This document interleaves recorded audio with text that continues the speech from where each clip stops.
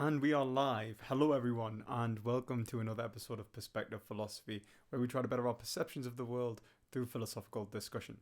Today, I will be reviewing the Dyer Ask Yourself, Primal Edge Health, and Vegan Gains debate. Yeah, this was a hell of a debate, actually. It was a very unique one. But we shall be discussing whether we should trust logic over God, or vice versa. Stay tuned and find out.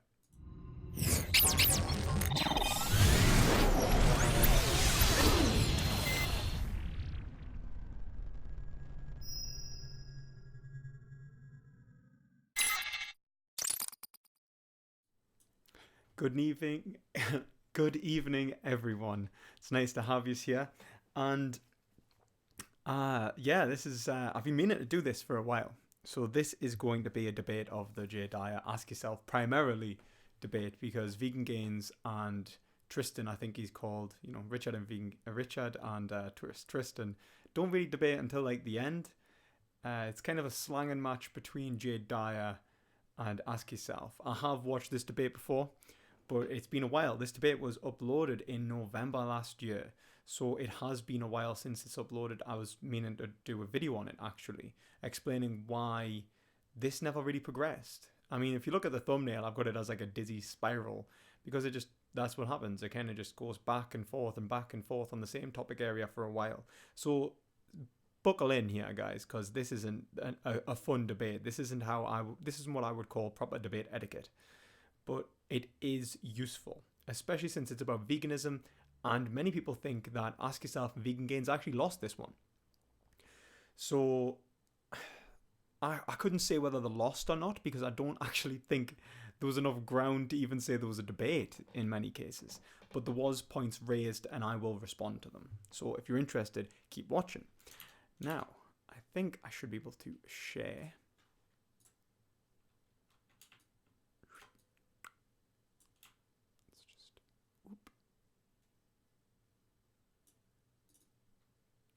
Alright, we'll just do that down, and yeah, so can you see this okay?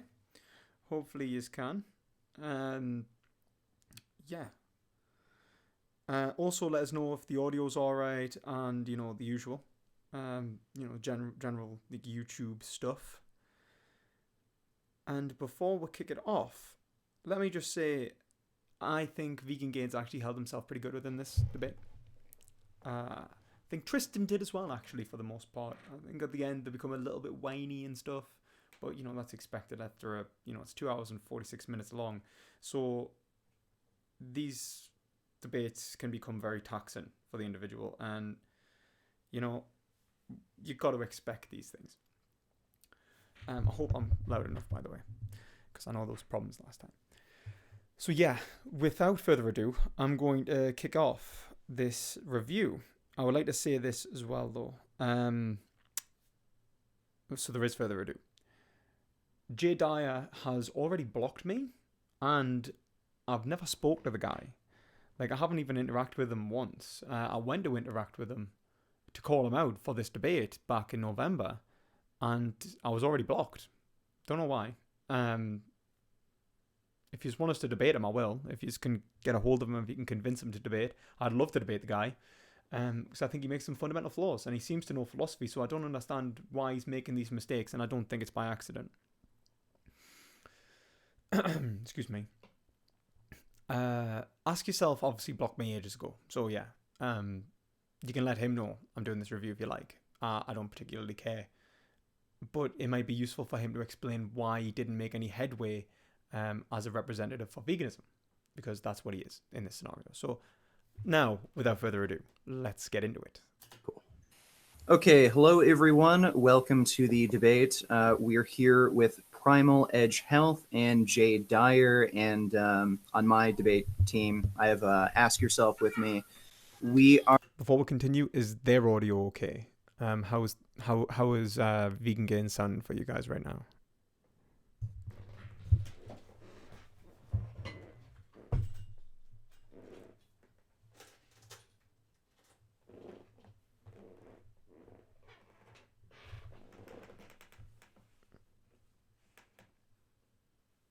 Balance is pretty good. Okay, cool. Right, going in. Are going to be debating the ethical principles of veganism, essentially, just ethics surrounding animal welfare, killing of animals, whether or not it's appropriate, at least in certain circumstances. I'm going to try not to pause it too much, but we get nowhere near any of that. Unfortunately, I think Richard had the best intentions with this debate, but we get nowhere near any of that. So just before we start the debate, I just want to make it clear that the debate is focusing on ethics. You can use whatever arguments you want. No, it's not. To justify killing animals or treating them in a particular way. You could use religion, even politics, but it does have to directly relate to ethics. So if you guys remember that he said that because it's important. Want to get started, why do you think it's okay to kill and eat animals? Why is it okay to kill and eat animals? Well, I think a better way to approach it would be, I mean, if you're making the claim that veganism is morally and ethically right, I think maybe where we should start is how do we know what is morally and ethically right? I've had this this discussion whether the burden of proof lies upon vegans or whether it lies upon meat eaters. I think it lies upon meat eaters. Don't get me wrong. I think vegans, if they're making positive claims, do need to provide evidence and sources. I understand that. That's how burden of proof works. But when you're taking an authoritative stance over another being and justifying that with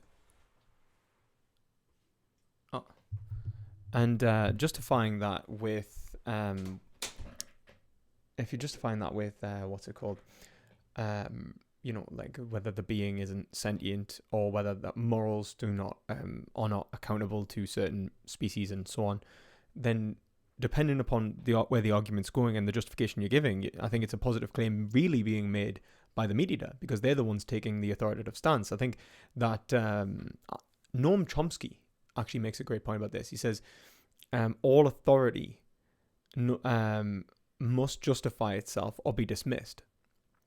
And the point is that if you cannot give a good justification for taking an authoritative stance, then it is wrong for you to do it.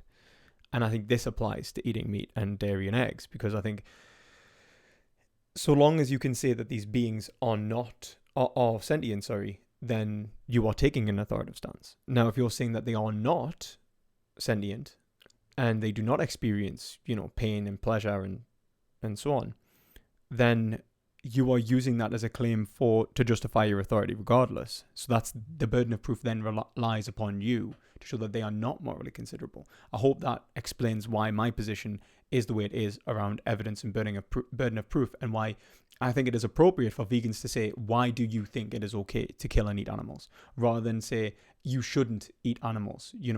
I think it's better to ask the negative in this scenario and assert the negative because they are taking a positive action within the world. Or wrong. I think that's kind of the we need to start. Whoa! How ridiculous! I'm not getting. To just double back there, guys. That's like is morally and ethically right. I think maybe where we should start is how do we know what is morally and ethically right or wrong? I think that's kind of the we need to start. Whoa! How ridiculous! How ridiculous! He actually just says it really well there. Like, how ridiculous, guys! Why would you ever bring up something like, I don't know what the word good means when you're discussing these things? And this is the point. Like, metaethics is not a derail. He's going to call it a derail. It doesn't derail. It's not a red herring. It's nothing like that. Metaethics is a vital part of ethics. And if Vegan Gains even said, like, you can bring up whatever you want, so long as it relates to ethics. Now, he hasn't breached ethics at all. He's like, so what is right or wrong? And relating to that, yeah, that is the basis of any normative claim. And to say that you could just have a normative discussion without actually appreciating metaethics seems contradictory. I've heard other philosophers even say that. It's there's a philosopher, I can't remember who he's called, actually. I'll get him up at the end of the debate. But he talks about Derek Parfit, and he says that, it does seem strange that individuals will make normative claims whilst saying, like, there's no such thing as ethics. I mean, was it Mackie does that in the right was it constructing was it is it there? I think it's was it Constructing Right and Good? I can't remember the name of the book now. Error Theory pretty much is based on that. But essentially, in the start of that book, he says that, just because we make meta-ethical claims doesn't mean they should impact our normative ethical claims. And that's ridiculous, because we're having a conversation about what is good and how we should maximize it within the world. Well, unless we are willing to just straight up talk past each other, then our conversation is utterly meaningless. Absolutely meaningless. Unless we outline the territory in which good represents. So I think that's the first thing to point out, that unfortunately the vegans in this debate have derailed the debate by not allowing just a quick overview of metaethics. Okay, it mightn't be quick, but it's important. And all of our values are underpinned by this. And this is why value theory, I think, is best for this, because you cannot help but appreciate metaethics. And I think metaethics... Metaethics have been appreciated by, philosophers since the Enlightenment. And I think that it's almost taking us back to, pre-Enlightenment thinking, by saying you would not have to justify some form of authority, essentially, involved in the conversation, because you would be asserting that something is good when you speak of it. I think that it would be an unjustified assumption, but value theory helps bypass this, because value theory includes metaethics usually.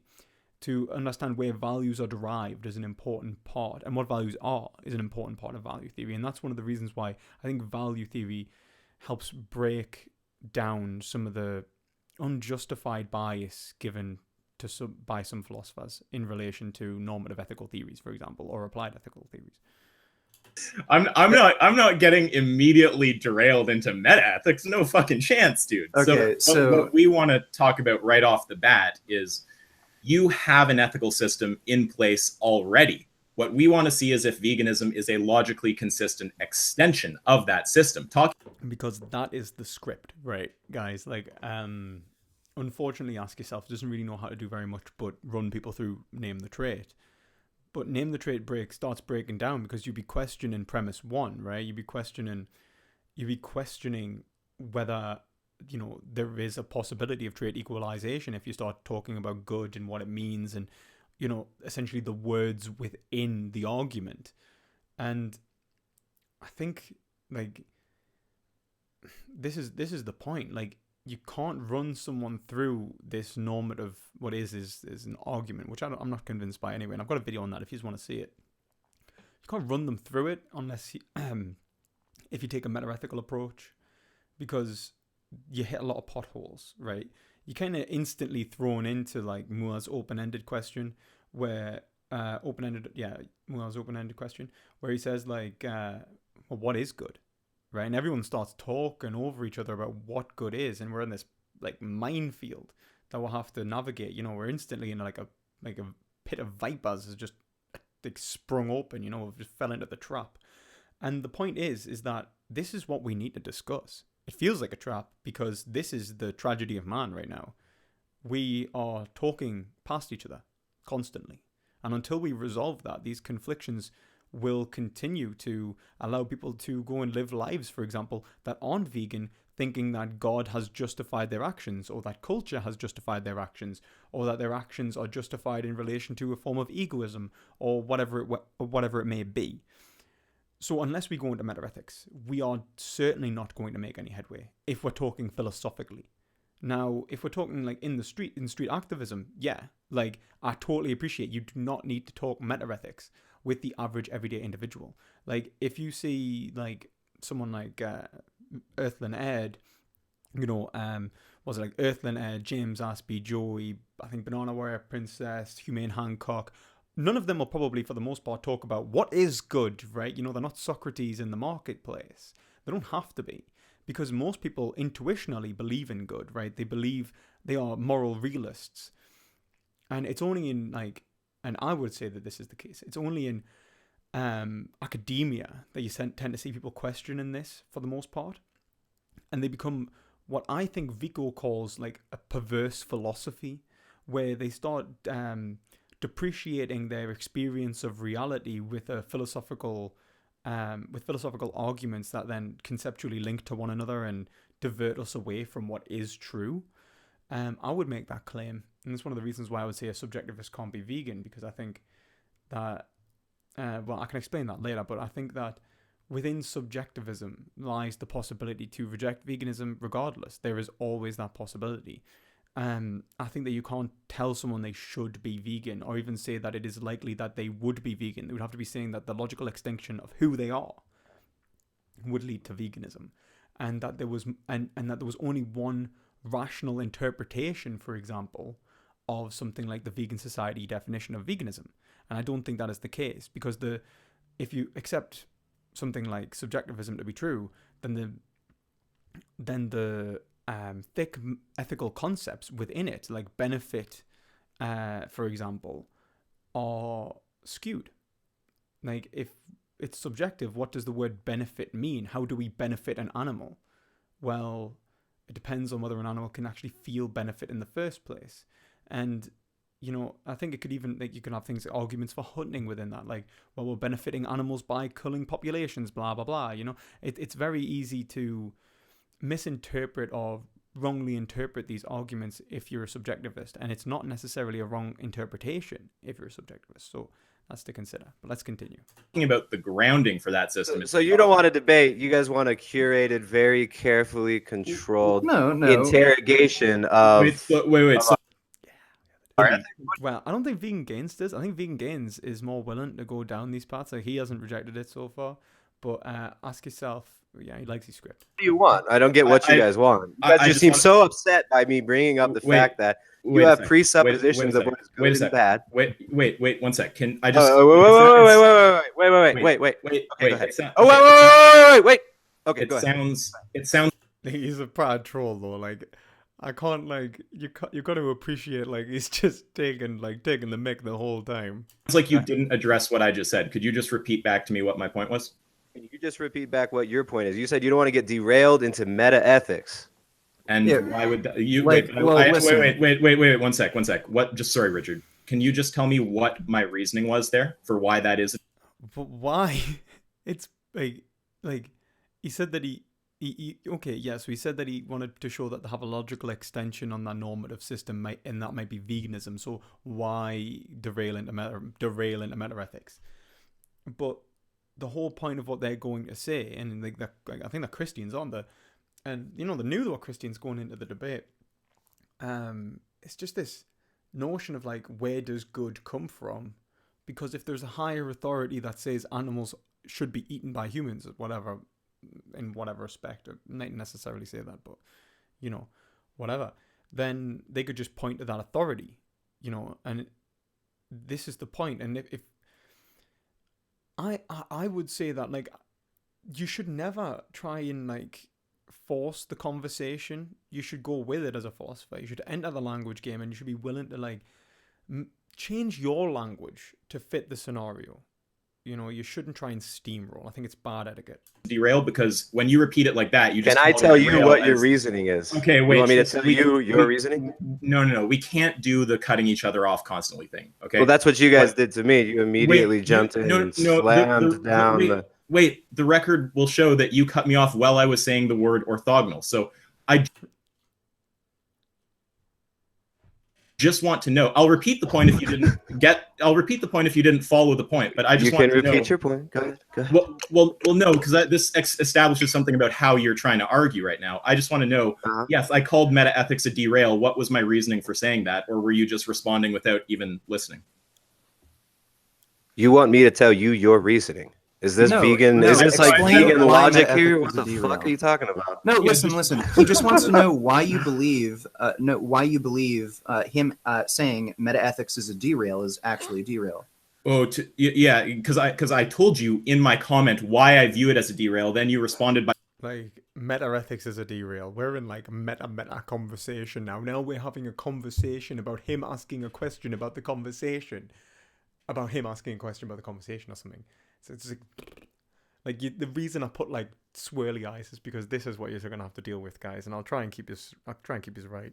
I'm mocking the notion of it being a derail without addressing why I called it a derail. So do you follow what why is your I comment? called it a derail?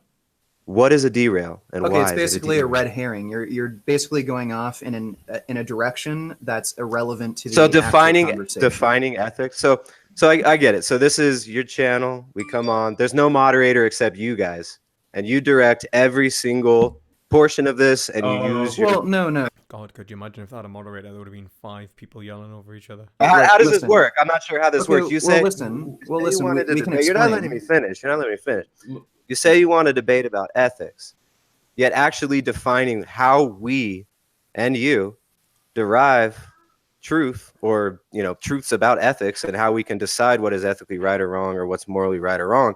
We can't discuss that. That's derailing. Okay, one second. What I don't want to do is get into the meta where we start talking about the conversation. I want to ask Jay, because Jay knows philosophy. Do you follow the point that I just said?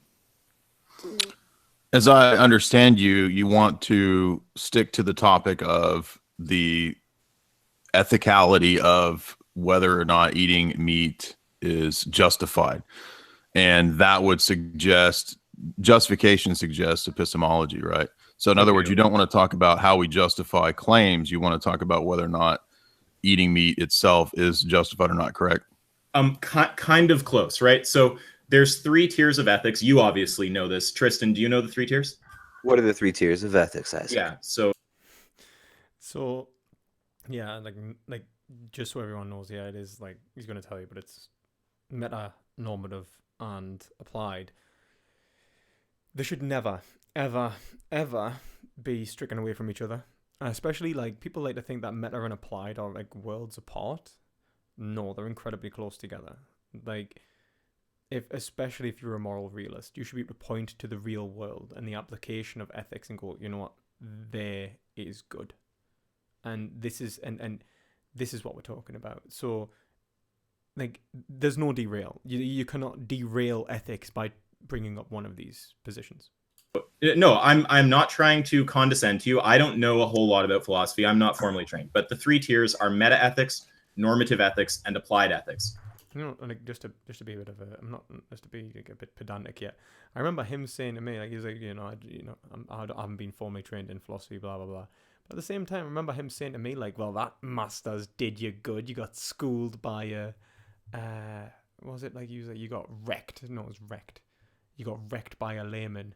And then he said something else, and he was just like, I think he called us a sack of shit in that comment as well.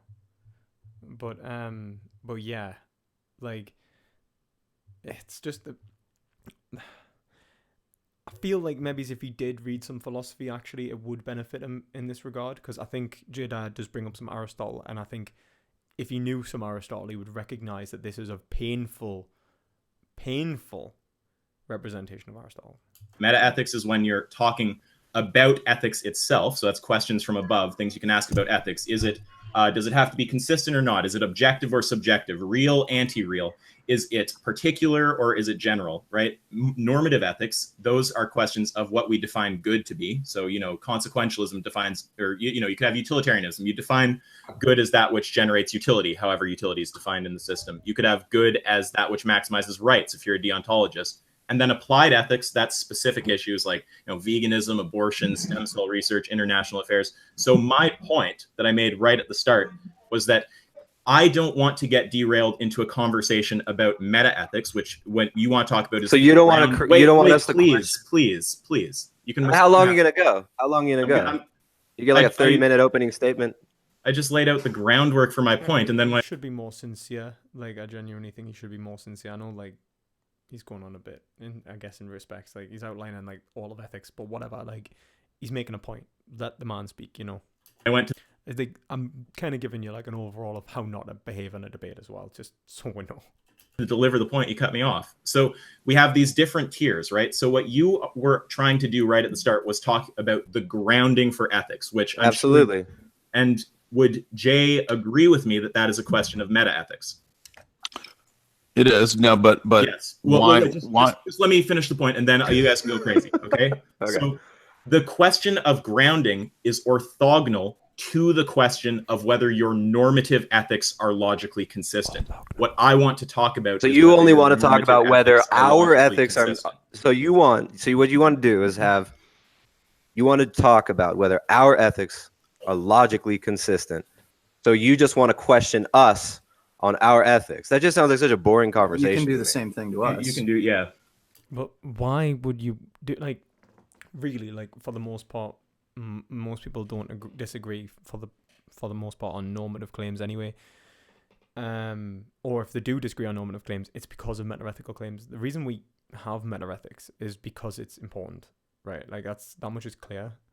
Like, of course, a Christian and an atheist will have different meta-ethical positions. Like, one is most likely going to be a moral objectivist, for example, and the other might not. So, like, there are secular or moral objectivists. Peter Singer's one of them. But it's important to recognize that these differences make have a huge impact on how we see normative and applied ethical claims. And unless we address them, then then conflicts aren't going to be resolved. We'll just be making appeals to a concept named good, for example, bad, right, or wrong, and we won't have any knowledge about what it means, what the word actually represents. But also, I mean, without actually talking about how do we derive, That's where do we derive ethics? It's not unnecessary questioning No, it the is. It is presuppositions totally behind your in the worldview. in the context of this debate, it is completely unnecessary. In the context of the debate that you Yeah. want, but that's not the conversation. It's just not unnecessary, guys. Like, I'm sorry. Like, I think Vegan Gains almost expresses that it's not necessary because Isaac says it's not necessary. And I think Vegan Gains, like, he's debated meta-ethics with me, so clearly understands that it has some relevance. But it definitely is necessary for this. I don't think you can talk about whether people should or should not act in a certain way and not have a conversation about what you mean by the word should. Should I care about? What? Well, you let me already ask a agreed to question. the It's debate like what- topic. Let me ask Huh? a question. Let's all let everyone talk. Yeah, let's just slow down. Go ahead, Jay. What if my philosophical approach to the world and to these issues does not believe that meta ethics is orthogonal, that it's a different line of reasoning? What if I see that as intimately undergirding how I would reason about anything normative as well? Yes. Well, I would need an argument for that, but I'd also want to clearly. Why would you need an argument for that? Oh, okay. What do you mean by the word good? You were asserting the word good in the sentence. I need some sufficient reason to say that it would be good or bad to eat an animal regardless. And that it would or that it just even explain what the conversation is about, the territory. If you don't have meta-ethics, you don't have a territory. Okay? Unless you just agree from the beginning that there are some suppositions that you accept. Formulate what I'm saying. What I'm saying is that the question of grounding is orthogonal to the question of whether the system is internally consistent. That is my claim. Yeah, but I don't believe that. I believe that that's not true. Okay, could you provide your reasoning? Well, I come from a school of philosophy that specifically denies that. It believes that all of anything that you say about the world, anything that you claim to know about the world, or anything in general, any knowledge claim, any proposition cannot be divorced from the overall paradigm or system from which you're operating. To me, it seems. So, Which I would say that. Oh, sorry. No, go ahead. It's fine. Sorry. I was just going to say that's exactly what I'm getting at. It's like, how can we divorce the two? How can you divorce, bigger picture epistemology and where we're coming from and how we define ethics, right, wrong, good, bad? How can we have a conversation and have it mean anything without actually getting? I really hate to be taking the side of the anti-vegans, man. Like, it's painful. It's painful. To the base of that. Here's another thing that you might disagree with. Like, I come from the position that, for example, ethics isn't and can't be really divorced from something epistemological or metaphysical. So, for example, if you say, I believe that veganism is, ethically the only justified position. Okay, that's not just an ethical claim; it also necessarily entails propositions and beliefs related to metaphysics and epistemology. You're claiming to know this. You're claiming, that you, I, right? It assumes a self, a subject. It assumes, distinctions in the world. I mean, that's just how philosophy works.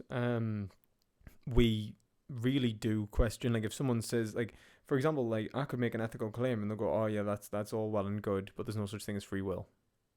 you know, like, so I wouldn't have I wouldn't have the option to act otherwise, blah blah blah. You know, I could say that it's wrong to harm other people, and then someone might go, well, actually, solipsism is true. There are no other people. I'm having a conversation with myself. You know, there could go like there could be like you could talk about like platonic dualists. You could be talking to like Buddhists. You could be talking to anyone. You know, and there's a whole like vision of the world included with philosophy, and it's about the pursuit of truth and the correct way to understand the world, and the correct concepts that should be applied to the world as a whole. You can't divorce any field of philosophy from each other, really. It's just a given. If we were to say knowledge does not exist, then we are epistemic anti-realists. Then moral realism cannot be true. Moral objectivism cannot be true. Your claim is unsound, regardless of what it is.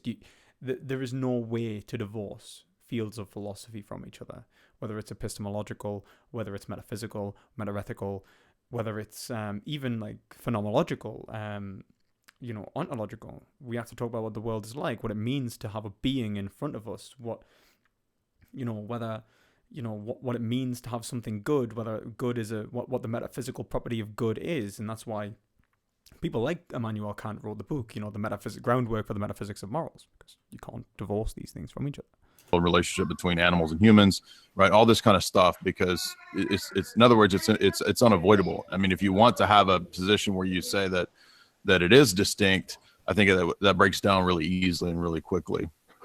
Okay, so if I make a claim that says X is ethical and X is not ethical, you would agree that that's a logical contradiction, right? Yeah, typically speaking, unless it's a question about fundamental paradigms, that would be the violation of the law of non-contradiction. Yeah, well, question of fundamental paradigms. I mean, it's a statement of, you know, it would be a statement of applied ethics, or if I was talking about at the level of what the normative rules there, it could be a statement of normative ethics. But the statement X, if I say P and not P, if I say it is true that X is ethical, it is not true that X is ethical, that is a contradiction. And the fact that that is a contradiction. But we are speaking metaethics right now. So it's like, it's almost like by saying this, he's acknowledging the fact that you cannot divorce certain fields from each other. Because if you were to say that, you know, the law of non-contradiction can be violated, which some people do argue for, you know, for example, Hegel argues for, I can't remember what the German word is, but, you know, types of being in which there is a contradiction implicit to the concept. He does say that this exists in the sublimity of humanity, and that this is only maintained in man and cannot be seen in nature. So he would say something like possibility is being with the relevance of not with also not being, or, you know, something like becoming. It is both here and not here. It is both there. It is both P and not P simultaneously. And that is like a concept in which he would argue would breach the law of non-contradiction. But this contradiction is really not a contradiction. He would say that it was almost a synthesis. Now, we could get onto that like kind of stuff, right? You know what I mean? But the point is that this is metaphysics. And you can't divorce philosophy from itself. It's just a given. I don't know why you have to explain this. Is not contingent on how you ground ethics. It's just contingent on logic.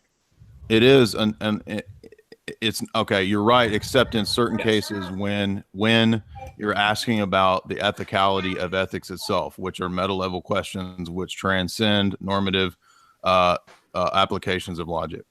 Okay, but I want that's important because it relates to how any claim is grounded. Yeah. So my question is, can you explain to me how? Give me. I feel like there's no way that he actually took in what Jay said there.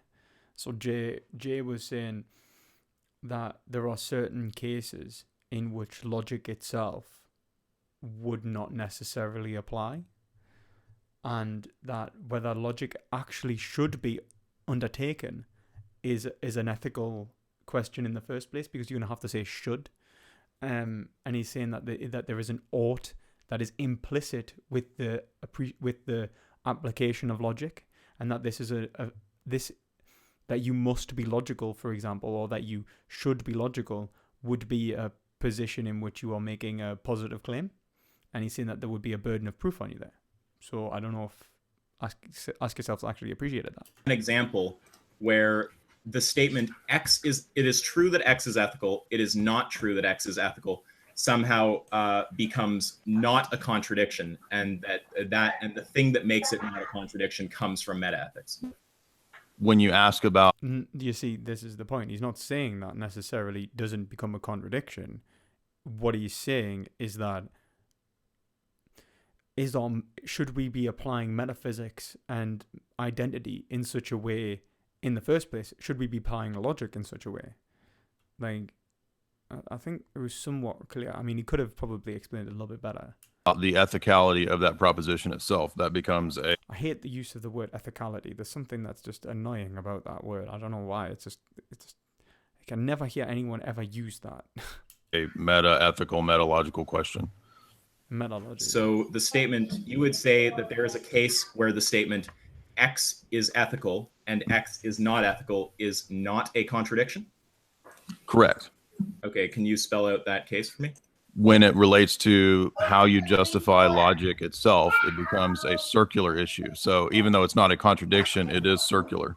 But not everything circular is a contradiction. Sometimes there are logical paradoxes. So like what you would say that if it's circular is not a contradiction, that'll be a tautology, something true by definition. Tautologies are usually taken to be something that is circular, but the subject, like specific use of tautology is something that is true by definition. So X is X would have to be true by definition. Now, it's only true by definition if we say that logic is true in the first place. That are not contradiction. But the statement is a direct contradiction. The statement is P and not P. The only right. thing, well, so, but just to be clear, Jay, the only remember how we're supposed to be talking about ethics. Thing that you need to assume for that to be a contradiction is logic. The subject matter wouldn't even matter. It could be about ethics. It could be about the house existing. It doesn't matter if I'm saying P and not P. This is an old problem in philosophy. Yeah. It's related to the paradox sentence. This sentence is false. Okay, that's a contradiction.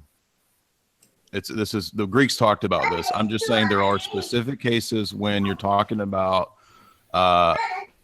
very fundamental paradigm issues, like how do we know that logic is logical, right? You can't avoid circularity in certain cases. Yeah, so logic it has to be assumed. And I think like at the time, I don't know if he still holds these positions, but Ask Yourself was a presuppositionalist, arguing that, we can just ad hoc any what he calls what were the axioms. Forgot about that. I've spent far too long away from Ask Yourself's crowd, and we just ad hoc axioms and these axiomatic statements. We can just do whatever we want with that, which is strange. And now he's from what I'm aware, because of Rem the Bath Boy, he's now a moral epistemic realist. So he's actually made some headway, which is nice to see. I think he understands that you cannot deny logic, and we're going to get into that in a minute. But this is the kind of statement that he's going to bring up, so that logic cannot prove itself to be logical. Like, you cannot prove that X is X. It just is. Okay? And you're given an example, which in logic, when the history of philosophy is known as a unique case. There are, generally speaking, you're right. Generally speaking, it is true. But if I asked you the question, how do you know logic is logical? How do you know words mean without using words? You can't do it, right? So there is in every point in a system a fundamental circularity at the bottom, and that's crucial for the way that I argue or look at the world or deal with any kind of question like this. So for me, I'm not going to be able to talk about the ethics of veganism or killing animals without the existence of God. Okay, one sec. So we have some serious major disagreement there. So sentences that seem superficially contradictory and then resolve the contradiction. Like if you have the current king of France is bald, the current king of France is not bald, you can resolve those by adding another element to the sentence. But what I'm talking about is a bit different than this, right? What I'm talking about is that any statement of the form P and not P I think he's just totally misunderstood. Like, it just doesn't understand. He's talking meta logic. He's like, is logic true? Like, should we accept logic in the first place and its authority? I don't know how this is kind of going over his head a little bit, but he's just not seeing it. Now, I understand that he might be used to this kind of questioning, but yeah, like, you need to answer that question. Like, otherwise, we could say that all action would be equally justifiable, because there's no such thing as justification. There's no such thing as epistemic justification anymore. Is contradictory, and that relies solely on the assumption that logic is true or valid. Yeah, and I just told you that you're right when you said any statement except in certain cases like what I'm talking about. So it's not any statement. Like, talking about logic. Like, that's what he's talking about. Well, wait. So can you explain to me what the case is where P and not P is not a contradiction?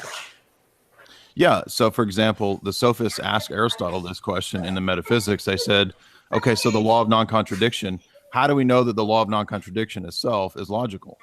That's a transcendental meta level question. Yeah, but Aristotle, this is the important point. Aristotle in Book 9, I think it's Book 9. He makes the point of, Book Gamma, makes the point of saying that there can be no argument proven without logic. It's not that we cannot, it's not that we have to prove logic. Is that logic is necessitated by the fact that we are speaking, because we are attributing meaning to words in the first place. We have accepted identity, because otherwise we would not be able to function at all. There is implicit within us an appreciation and acceptance of logic. For example, the law of identity or the law of non-contradiction, because otherwise the word I speak could mean multiple things, or not mean the same, or not be identifiable as the same with itself, which is the law of identity, or it could be a few things simultaneously, and my sentence mean five different things. So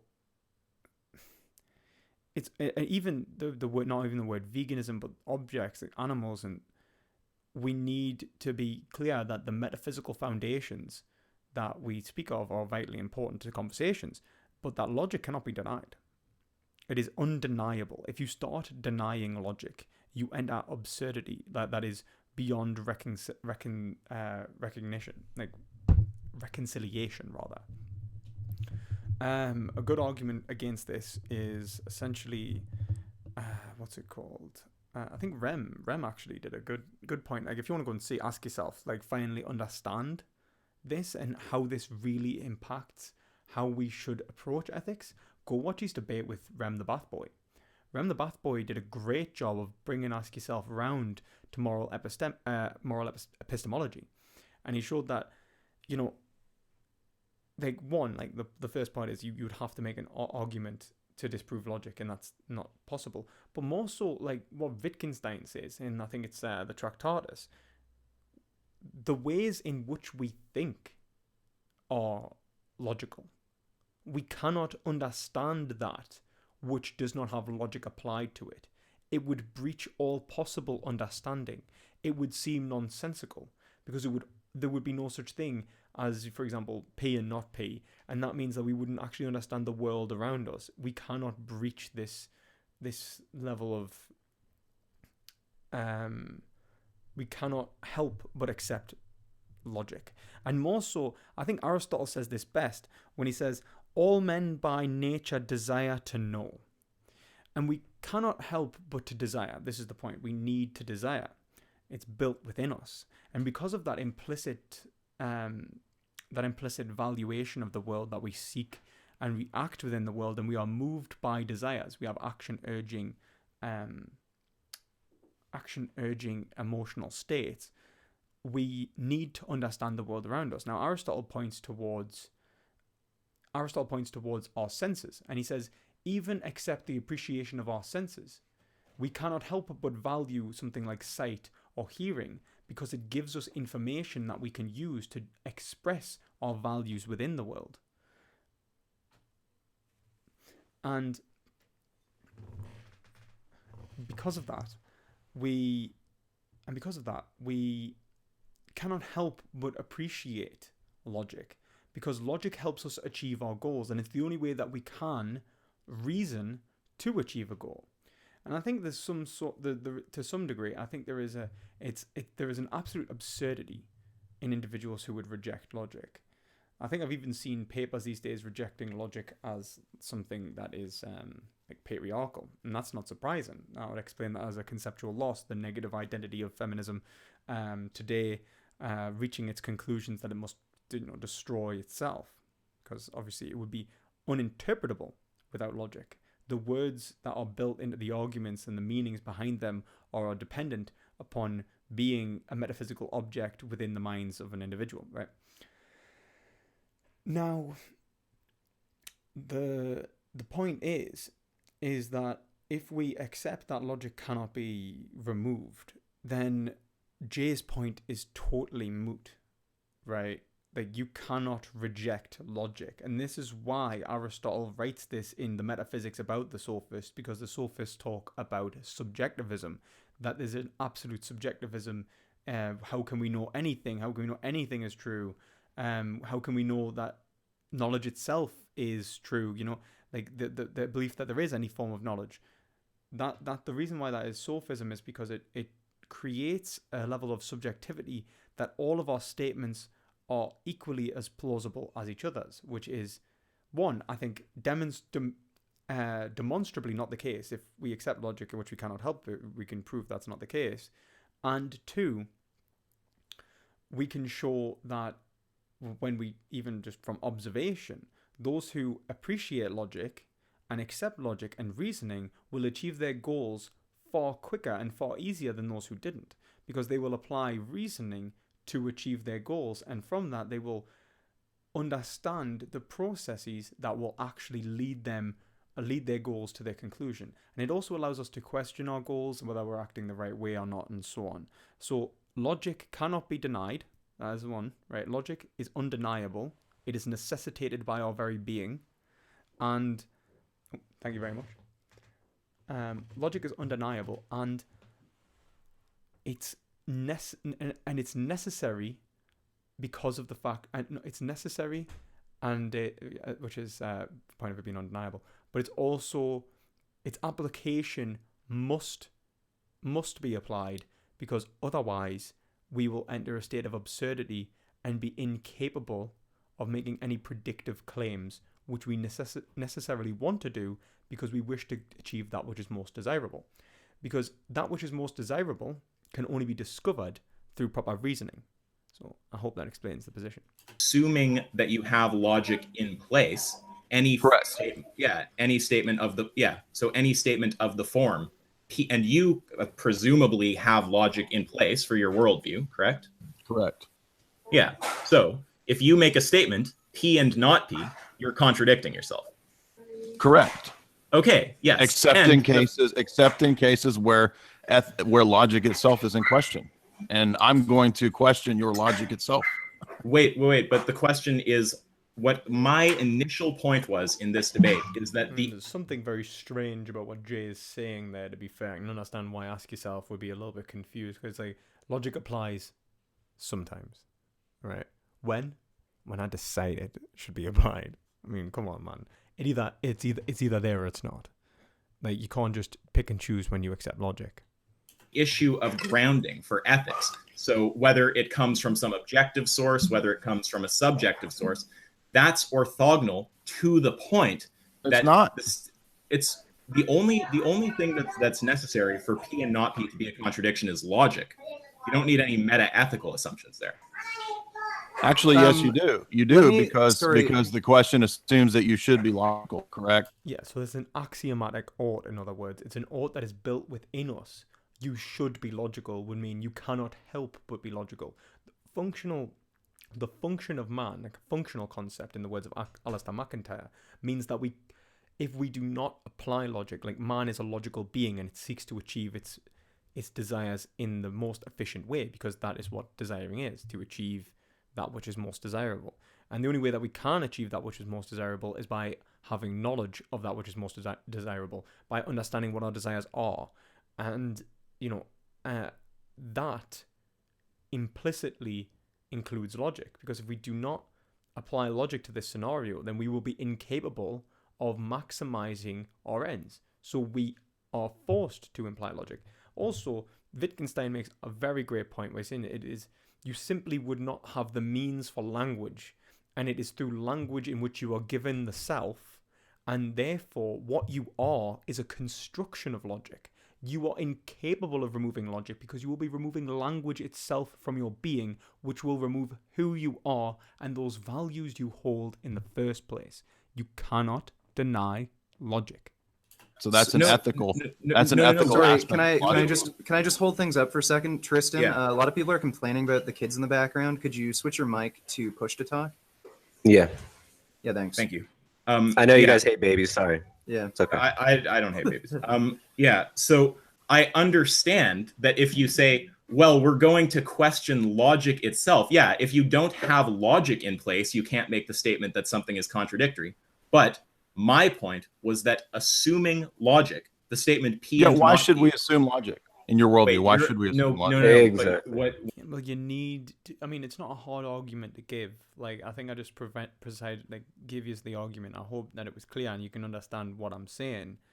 But, like, this is why if Ask Yourself had read maybe any Wittgenstein, the Tractatus or something like that, it would be really helpful. Or if you had that conversation with Rem first, because I think Rem really explained it in a way that was, not how I would have explained it, to be fair. Like, I don't really like even like approach philosophy in that manner, but Rem does epistemology.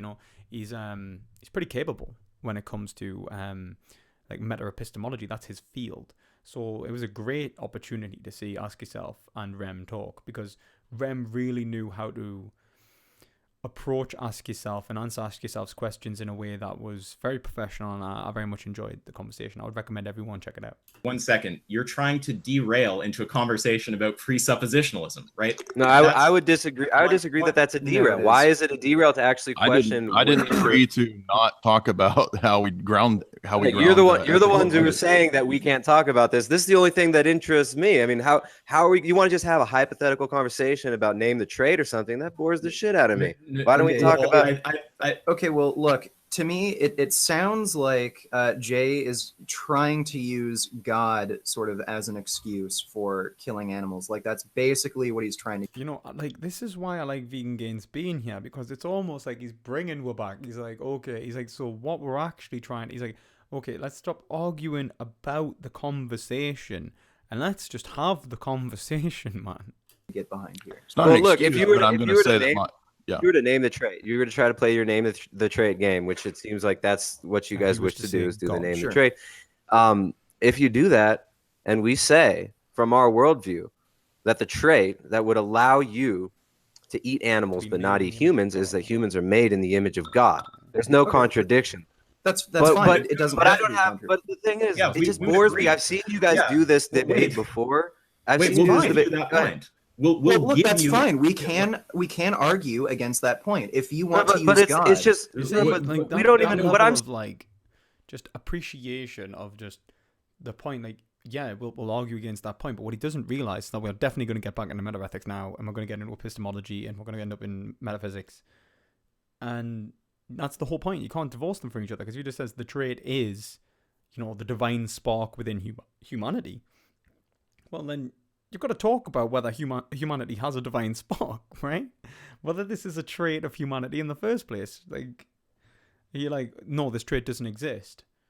Well, like, the point is that if you was to show that this is a logical contradiction, then you'd have to say that an animal has this divine spark, or to say that it doesn't exist. And what he's going to have to say is that it doesn't exist, because the concept of the divine spark comes from maybe divine revelation within Scripture, revelation within Scripture. And because of that, we have to accept that we're going to have to talk about religion, right? You can't bypass God when he's just thrown in as like a problem solver. Like, oh, there's a gap in my knowledge, in my appreciation of the world and how I understand the world to be. God, right? There's a gap, and then you just God. Just slap it. Just slap it in there. And then it just seals the hole. It's all right, because God. Saying I mean, you're just Descartes then, aren't you? You just think, well, I mean, reason itself might be fundamentally not the case. So, God. Yeah, that's about right. why even get there? Why don't we start at the basic level But and Because actually we don't have to. Because, no, but that's how philosophy should be done. It should be built from the bottom up. I mean, I know many of you watch me stream, for example, with Darren. And he's a little bit too philosophical, you know. He's like, he liked to cover his bases. I appreciated it, to be fair. Like, I mean, to be fair, I was struggling to keep up at times with how many theories and stuff he threw in, like, in one sentence. But you know, he understood that every single assumption that he made had to be supported and have sufficient reasoning behind it, because that's how philosophy works. It just derails the whole conversation. No, it derails it. second. You think it derails Okay, it because it makes wait. your point look absurd. You say it derails it. No, 1 second.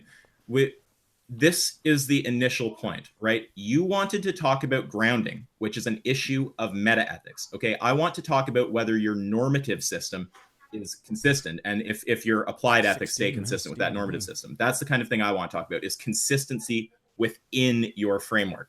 So, but let me answer the come on, wait a second. When I say grounding is orthogonal to whether your system is consistent, we're meta-ethical grounding, right? For Jay to respond to that by saying, well, you're assuming logic. Logic isn't a question of meta-ethics. Logic is Yes, it is. whether we should accept logic. Would you not consider the grounding for logic to come from metaphysics? Well, how can you say how is that meta-ethics? How can you say we should accept logic? Like, Yes. where is it implied that we should That's an accept your ethical logic? imperative. 1 second. This is the core point, right? The issue Just gonna bypass that, of isn't he? whether the statement P and not P is a contradiction, that what your meta ethics are, that's irrelevant to that statement, right? No, it's not. That's an Okay, assumption then- that a lot of people make, but it's not. Okay, so I would like you to show me what the case is where a meta ethical assumption causes that to become not a contradiction. Right. Well, the question is about whether or not ethics assumes metaphysics and logic. No, it's not. Yes, it is. Well, because if you're saying that you're a moral subjectivist, for example, like Nietzsche, and you're a moral epistemic subjectivist, kind of like Nietzsche, then all of this is aesthetic idealism. You know, you are trying to impose, if you say should, you are trying to impose your will upon another.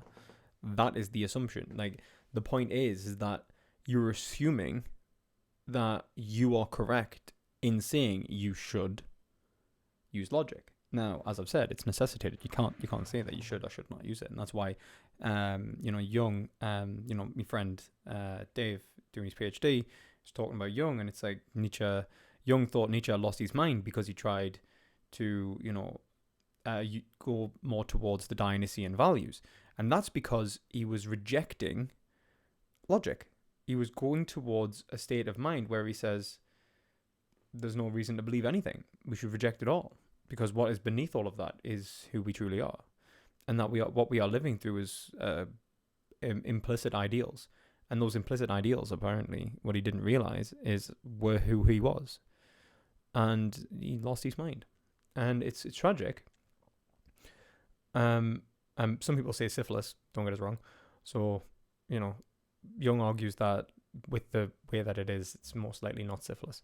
But yeah, like, he may have genuinely caused himself ego death, and that fits perfectly well within the Wittgensteinian point that we are constructions of language. We are constructions of logic. Who we are is not implicit, is not within what we are. We are given it. We are given the means to discover ourselves, and that comes from Hegel, that we can hold ourselves as an object because of the concepts which we are given. No, That's what I'm arguing. I'm telling you that when you say that you should abide by the law of non-contradiction, should is an imperative. It's a moral claim. You should believe this. Yes. I Yeah, know. and when also when you say logical claims have a force of truth behind them, that assumes that people should follow the line of reasoning. They should follow the truth. That's an ethical assumption. Now, you might try to argue that there's a system where you can have logic that's abstract that people don't have to follow, that you shouldn't follow the truth. But that's once again, even still, an ethical claim about your logic. In order to say that there is a case where P and not P is not a contradiction, you have to question logic, correct? Yes. Okay. Logic, that's not a question of meta-ethics. It's related to it, and it directly applies to it. Wait a second. Now you're changing. Now it's just related to it. If it's not... But why is he trying to one-up him here? Like, it's not about achieving some sort of, like, little, like, low blow where you claim victory. It's like, let's say he did make a mistake. Let's say he didn't realize it was meta-ethics, and you're like, oh, well, you're making a wrong categorization. Does that make his statement any less valuable to the conversation? No. It doesn't do anything, in fact. It just means that, all right, so his knowledge of meta-philosophy is poor, or that his knowledge of, like, you know, the categorization of philosophical statements is not correct. How does that help this conversation, which is supposed to be about veganism? Like, come on. Like, I try to keep me cool in most debates, like I really do. But I could see this driving me up the wall. I mean, I'm only 19 minutes in and I'm watching it and I'm frustrated. The question of meta-ethics, my point stands. Well, I can qualify my statement without it being a contradiction. And look, can they just be like, right, whatever you say, just whatever you say, can we please talk about it? Like, you know what I mean? That's saying yes. So if you ask a question about meta logic, it's not directly a statement about meta ethics, but it necessarily implies meta ethics. Okay, but the problem is what you want to say here is that the issue of grounding, that somehow affects whether the statement is a contradiction or not. All that's required for the statement to be a contradiction, in some cases, yes. All that's required for the statement to be a contradiction is logic. In most cases, but not all. Okay, show me the case where you have logic in place and P and not P is not a contradiction. I just gave you multiple examples where there's a paradox at the level of paradigms. Okay, but I want the case where P and not P is when you're going to say that's not a contradiction, and this isn't a paradox is not a contradiction.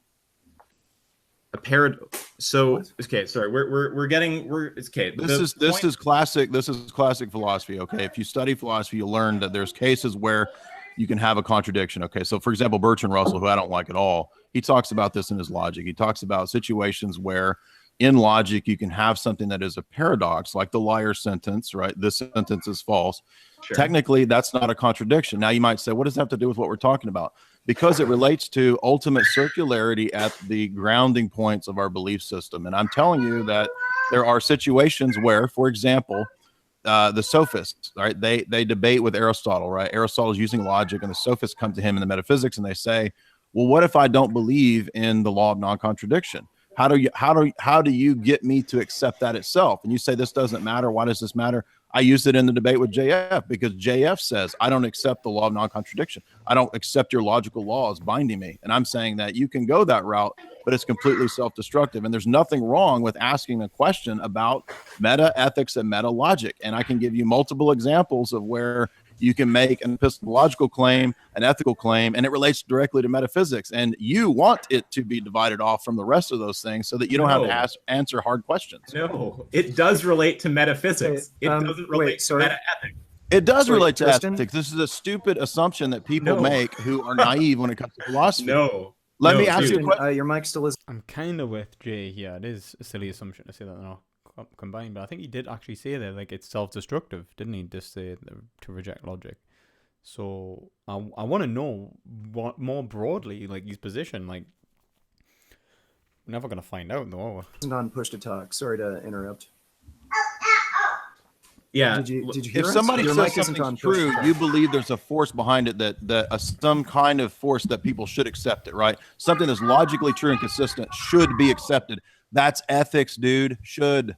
I hear you making a normative claim, but saying this is a contradiction with respect to logic doesn't even require it doesn't even require me stating my position on whether I accept that people should be If something's logical. a contradiction, you're assuming people shouldn't believe it. Should and shouldn't are ethical claims. No, I'm not making a should statement. I'm saying given that I'm saying that given a assumption of logic on any view that assumes logic, P and not P is a contradiction.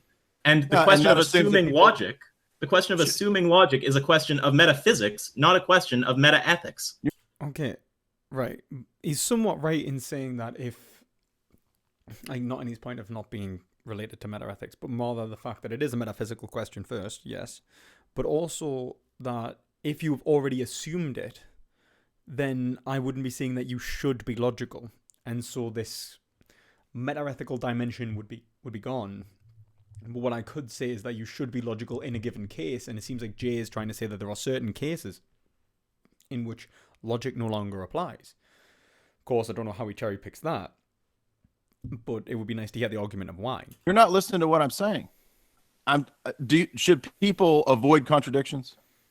You're trying to get me to make a should statement. My claim is that given the if there's no assumption- force behind your logic, if people shouldn't accept your logic, then you have no argument. You're trying to get him to say a different statement. He just asked you a question that was not a should statement. It's ironic that he's trying to say you're trying to get him to say a different statement when most of the time they try to get people to say through name the trait either a contradictory statement, which is kind of the point of the Socratic method, and or say a statement which, you know, depreciates an ethical value of humanity, and that apparently derives victory, and they're trying to constantly achieve the victory by forcing someone to say something. It's just somewhat, it's just ironic. It's hypocritical, actually. Statement. Yeah, my he statement rephrased it to where he doesn't have to have any ethical force behind his logic. But every ethical system assumes that you should accept the logic of it. Whoa, wait, no. If you're gonna call a rephrase, I want. Yeah, I think he's right there. Like, of course it is, but of course, logic is implicit within every ethical theory. But that's not a problem because logic is implicit within you. The original statement and the rephrase. No, I don't. I'm not here to be. Why? Okay, no. Then take that off the table. If you're not providing evidence for it, don't tell me I rephrased. He didn't rephrase. You did rephrase. Then provide.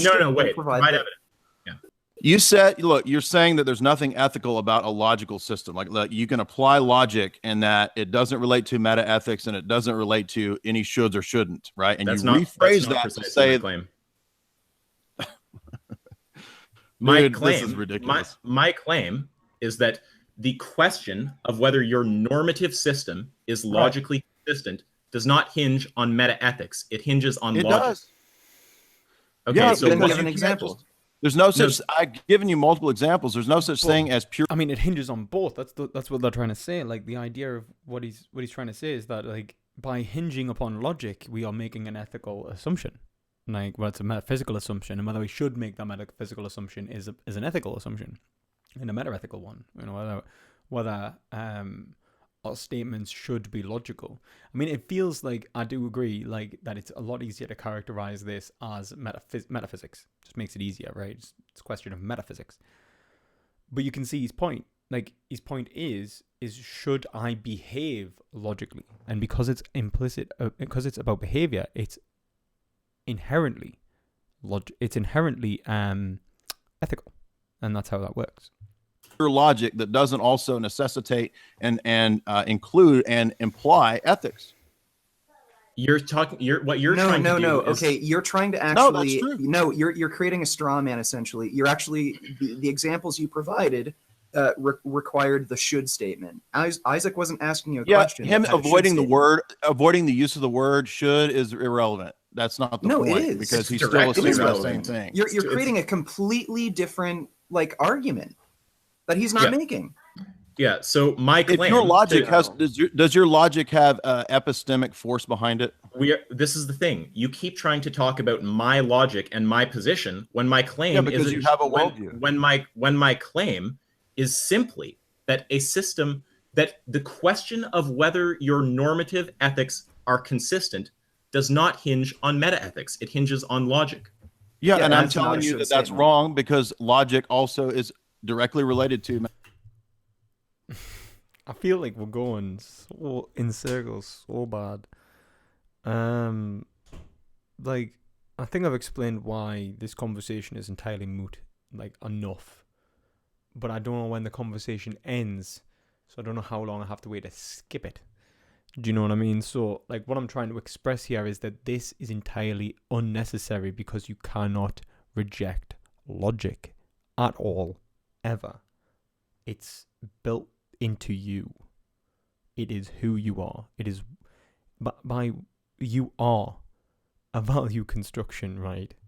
You are an object that is being held by yourself, by the will. You're an object of your will, in the words of Hegel, which means that logic, you are a production of logic, the acceptance of language. And that's why people like Levinas point out that we are in an essential poverty without language. And that poverty is what we must overcome with language, because we seek our greatest good, and because we seek our greatest good by definition from desiring, we are forced into cooperation, which leads us to a conception of identity, which leads us to the we and ethics itself. And seemingly, I would argue, seemingly altruistic desires. They are altruistic, but in the words of Hegel, the subjective finds itself in the objective. And this is the whole point. Like, you cannot help but accept logic, and when you apply logic to your life, you will find that you will be forced into an ethical scenario.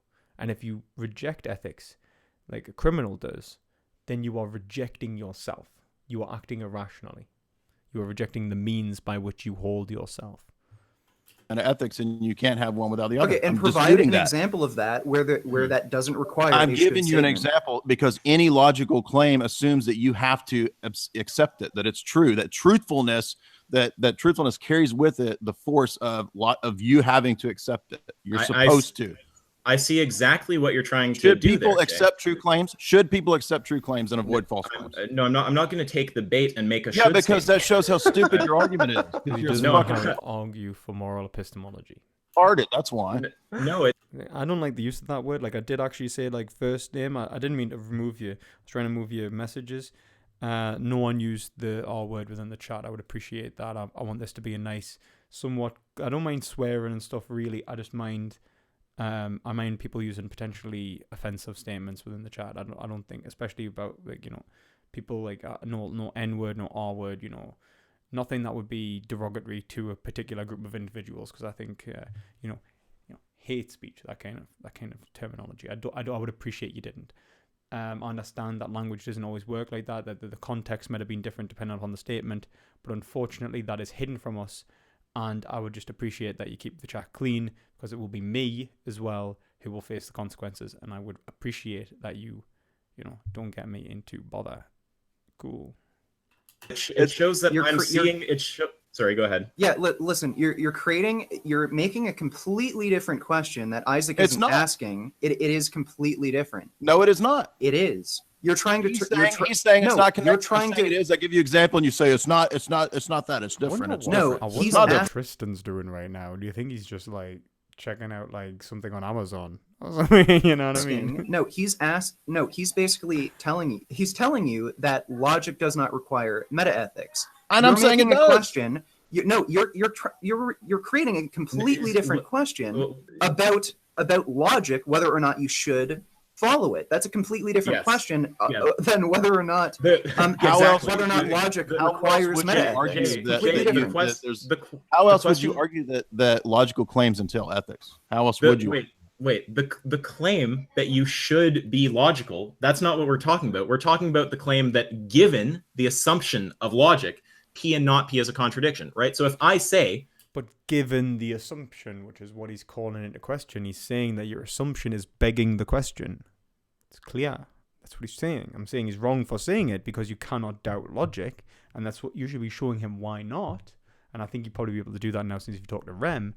But you cannot just say, like, that given logic exists, Because if you are saying given logic exists, and he says, well, why should I accept this assertion as being the case, and you can't provide any evidence for it or any justification for it, then he's welcome, well, he's not welcome to dismiss it, because the whole point is he can't dismiss it, and that hopefully would lead to the point where he's incapable of giving an argument against logic.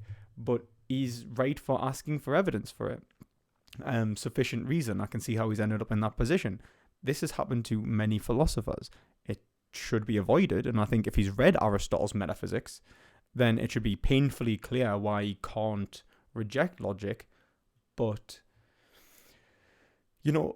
different thinkers have different approaches, and if he's saying that there is a reason why he's rejecting logic, I think that's what we need to ask him, in what scenario are you rejecting logic, and why? Because ultimately we will be able to show that he should not reject it in any case whatsoever, or he's incapable of rejecting it, and that's what we need to get him onto. Just enter the conversation, man. The question of whether It's like we're having a conversation about having a conversation. Your normative ethics are logically consistent does not hinge on meta-ethics for you to then try to say, well, no, logic. Yeah, but I never agreed to your founding premise that we're not going to talk about meta-ethics and meta-logic. So I'll pause it there for a bit. Does anyone have any questions or anything so far? Or has what I said, is what I said clear? No, wrong one. Yeah. So.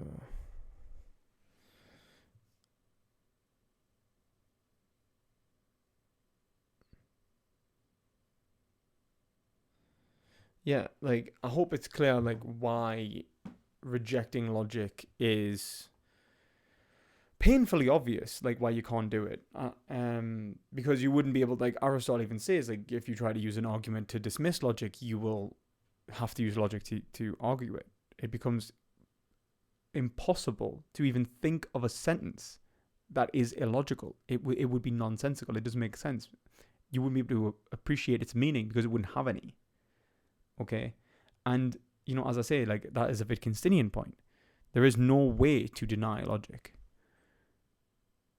Yeah, exactly. There is absolutely no way to deny logic. You can't evaluate any claim.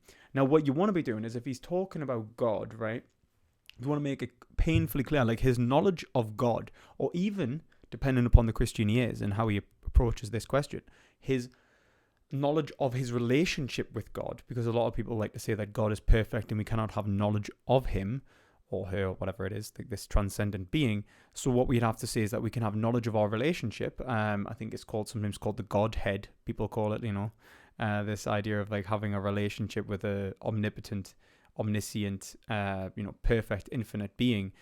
There is no way to actually make a claim about them because it goes beyond all human capacity. So what you'd say is you have a knowledge about human relationships with God. In which case, how could he have knowledge of that? How could he have any? How could he assume that he should or should not behave in a certain way? These all imply logic. Any claim he is going to make is going to have logic in it. And I think Jay should know that if he's done philosophy. There is absolutely no way to deny logic. And so if you that's the argument you should be making. Well, you're bound to logic. There is no escape. And if your belief in God is bound to logic, because God, your knowledge of God is, and what he commands, or what is given to us by God, even by divine revelation, the interpretation of that is a logical one, because it is meaning itself. Okay, meaning requires something like the law of identity, the law of non-contradiction, to function properly. And this is obvious, unfortunately. I think it's obvious somewhat. It's moral epistemology. Now, Magnus just said there are ways to deny logic through quantum physics. Well, no, what you're denying is cause and effect, and you can't deny logic by saying Schrodinger's cat. But then I think that what that implies is a mischaracterization of what is occurring in the first place. You're not saying that it is both. When you're saying it's a probability, for example, it's the idea of it has the it has the in the words of Hegel, it has the what's the word? It has the significance of being and not being. It that can only exist within our mind, as Hegel would put it. I think that the chances are, and this is probably because of the way quantum physics works and the observer effect, and if we look at it, it changes. There is a reality there, and whether it's like the wave itself, there is whatever, we cannot point towards. No, it's not saying that it's definitely the case, but I think it's likely that we cannot point towards an object of observation as being illogical because we do not have the proper conceptualization of it. Our knowledge is incredibly limited with quantum physics. Incredibly limited. It is a branch of philosophy, and it's reliant upon empirical data which we're incapable of collecting and incapable of observing. So there is an inherent lack of knowledge there in the first place. Also, it would make quantum mechanics totally nonsensical. We wouldn't actually understand how to approach it if it breached the laws of logic. So what we are saying is that, what we would say is that the chances are, and this is what I would say, that it's either a wrongful conceptualization or that it is unknowable and therefore nonsense to speak about. So unless he's willing to say that there is a pointless statement to be made about God, then yeah, like it's pointless to speak of God and speak of what God wants. Fair enough. Why bring him up in the conversation in the first place as a justification of your actions? Because he is already now unknowable, and his desires and his will is unknowable as well. So I don't see really any way for this conversation to flow without the use of logic. Yeah, I hope that is kind of clear.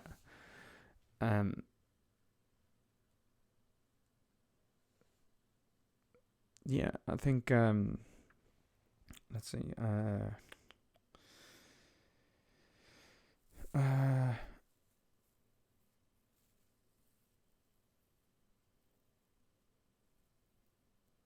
Yeah, I'm referring to really just classical logic. Like I'm talking about like the laws of logic. I'm not going to go into like the expanded laws of logic. I'm really just for the most part talking about things like the law of identity, the law of non-contradiction. But the law of identity mostly, I think that is incredibly important. Like regardless, I've never seen anyone ever try to reject the law of identity that's not being an epistemic anti-realist. I've seen the argument from Bertrand Russell and I've seen the argument from Hegel, but talking about specific concepts. And, as I say, Hegel even argued that it was, it is almost a synthesis between a thesis and an antithesis that leads to a new concept. And I think that's probably what is implicit within the nature of quantum mechanics, for example, that there is a new concept that needs to be derived to explain this phenomena, and we just lack the words.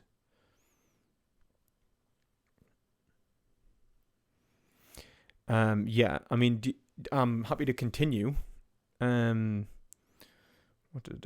Donald said? Donald says, would you do DMT as a way to explore the deeper levels of reality in the fabric of consciousness? Not really. I don't think it's necessary. I mean, the only thing I could understand this as giving me is maybe restricted reasoning or changing my phenomenological experience. And I'm not really changing the fabric of reality. I'm changing my perception of it.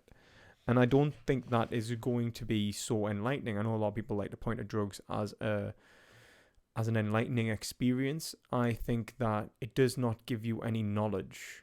I mean, it might change the phenomena around you and allow you to appreciate that there are supervened concepts upon them, but I don't need drugs to realize that.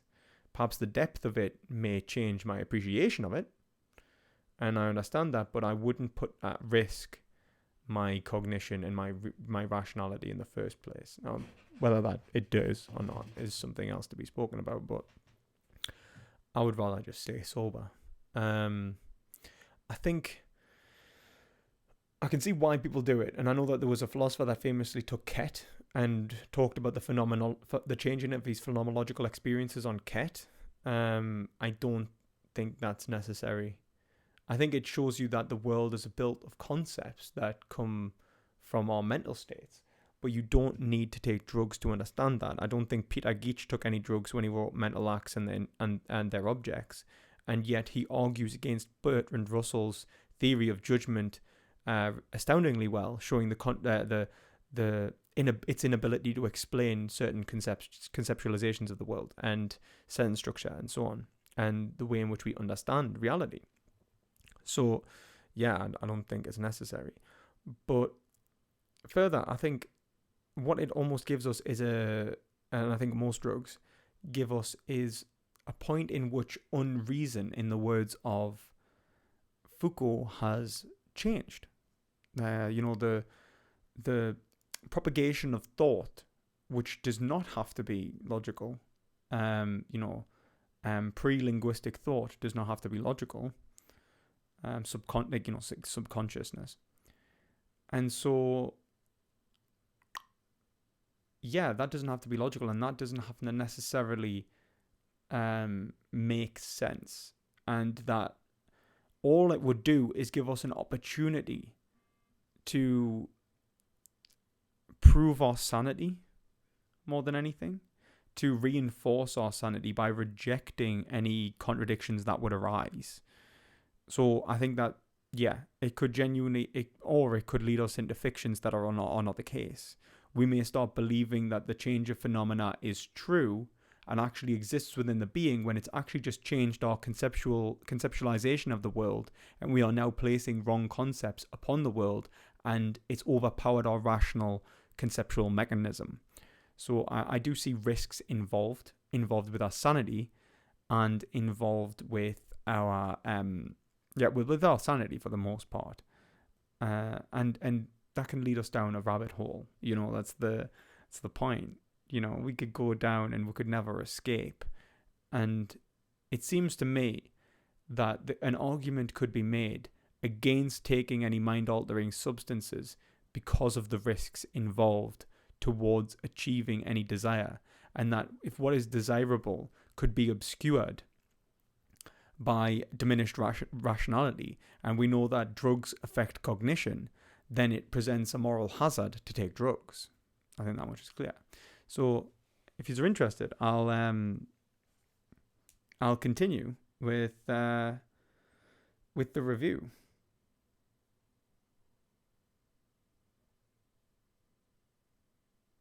I'll check out Alan Watts trying LSD. That'll be interesting. But it's this idea that it restructures your brain. It's changing your neurons for you, and a lot of you don't realize how long it can take to restructure your neurons yourself. It can take 60 days of reinforcing certain behaviors. But it's this idea that there's people that get acid flashbacks and horrible side effects from taking drugs. And I think even without the risk to my sanity, I do not want to risk some of the negative consequences associated with, to me, health associated with drug taking. So yeah.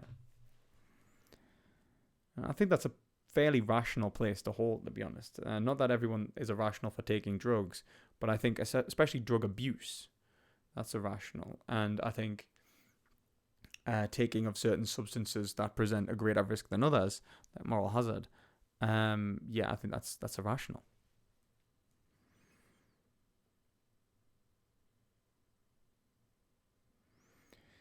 Am I reading any books at the moment? Yes, I'm reading Hegel, The Philosophy of Right. I'm just rereading that. And also, I have just on my desk there, Whose Justice and Which Rationality, which I'm reading again. I've actually got Aristotle's Metaphysics, just an abridged version of it on the Philosophy of the Classic Readings, just for this debate. So that's actually, this is really useful if anyone's interested in it. I would wholeheartedly recommend this. It's if you're going into a degree on philosophy or something like that, pick this up. It is great. It's £30. You can probably get it for secondhand for much cheaper, on eBay or Amazon.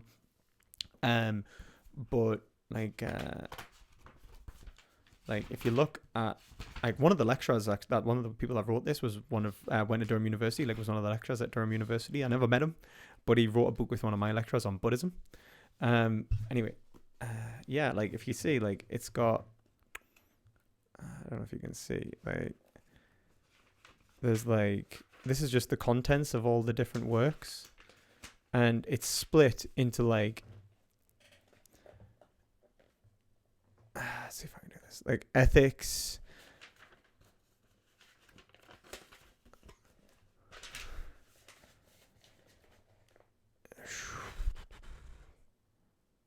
I'm not gonna, wait, how the hell am I, how do I do this? My God, this is painful. Metaphysics, epistemology, blah blah blah. You know, the way in which the categorizations in which we usually put philosophy in. So yeah, it's really useful, like really useful. Like that quote I said about desire, that was on page 589. Was it 589? No, 590, which is Aristotle's Metaphysics, Book A. All men by nature desire to know. An indication of this is the delight we take in our senses, for even apart from their usefulness, they are loved for themselves and above all others the sense of sight. For not only with this view to action, but even when we are not going to do anything, we prefer seeing. One might say to everything else. The reason is that this, most of all the other senses, makes us know and brings to light many differences between things. And what he's talking about is how we understand and generate categorizations, identities within the world, and that is necessary for any propositions which will allow us to achieve our goals. And so sight seems more valuable implicitly because it gives us the greatest amount of information from which we can use to make rational categorizations and achieve our goals. That's why we would implicitly necessarily prefer to see than not to see. Sorry, blind people. Really sorry about that. Hope I do cure this eventually. I am vegan. Yeah. Yeah. So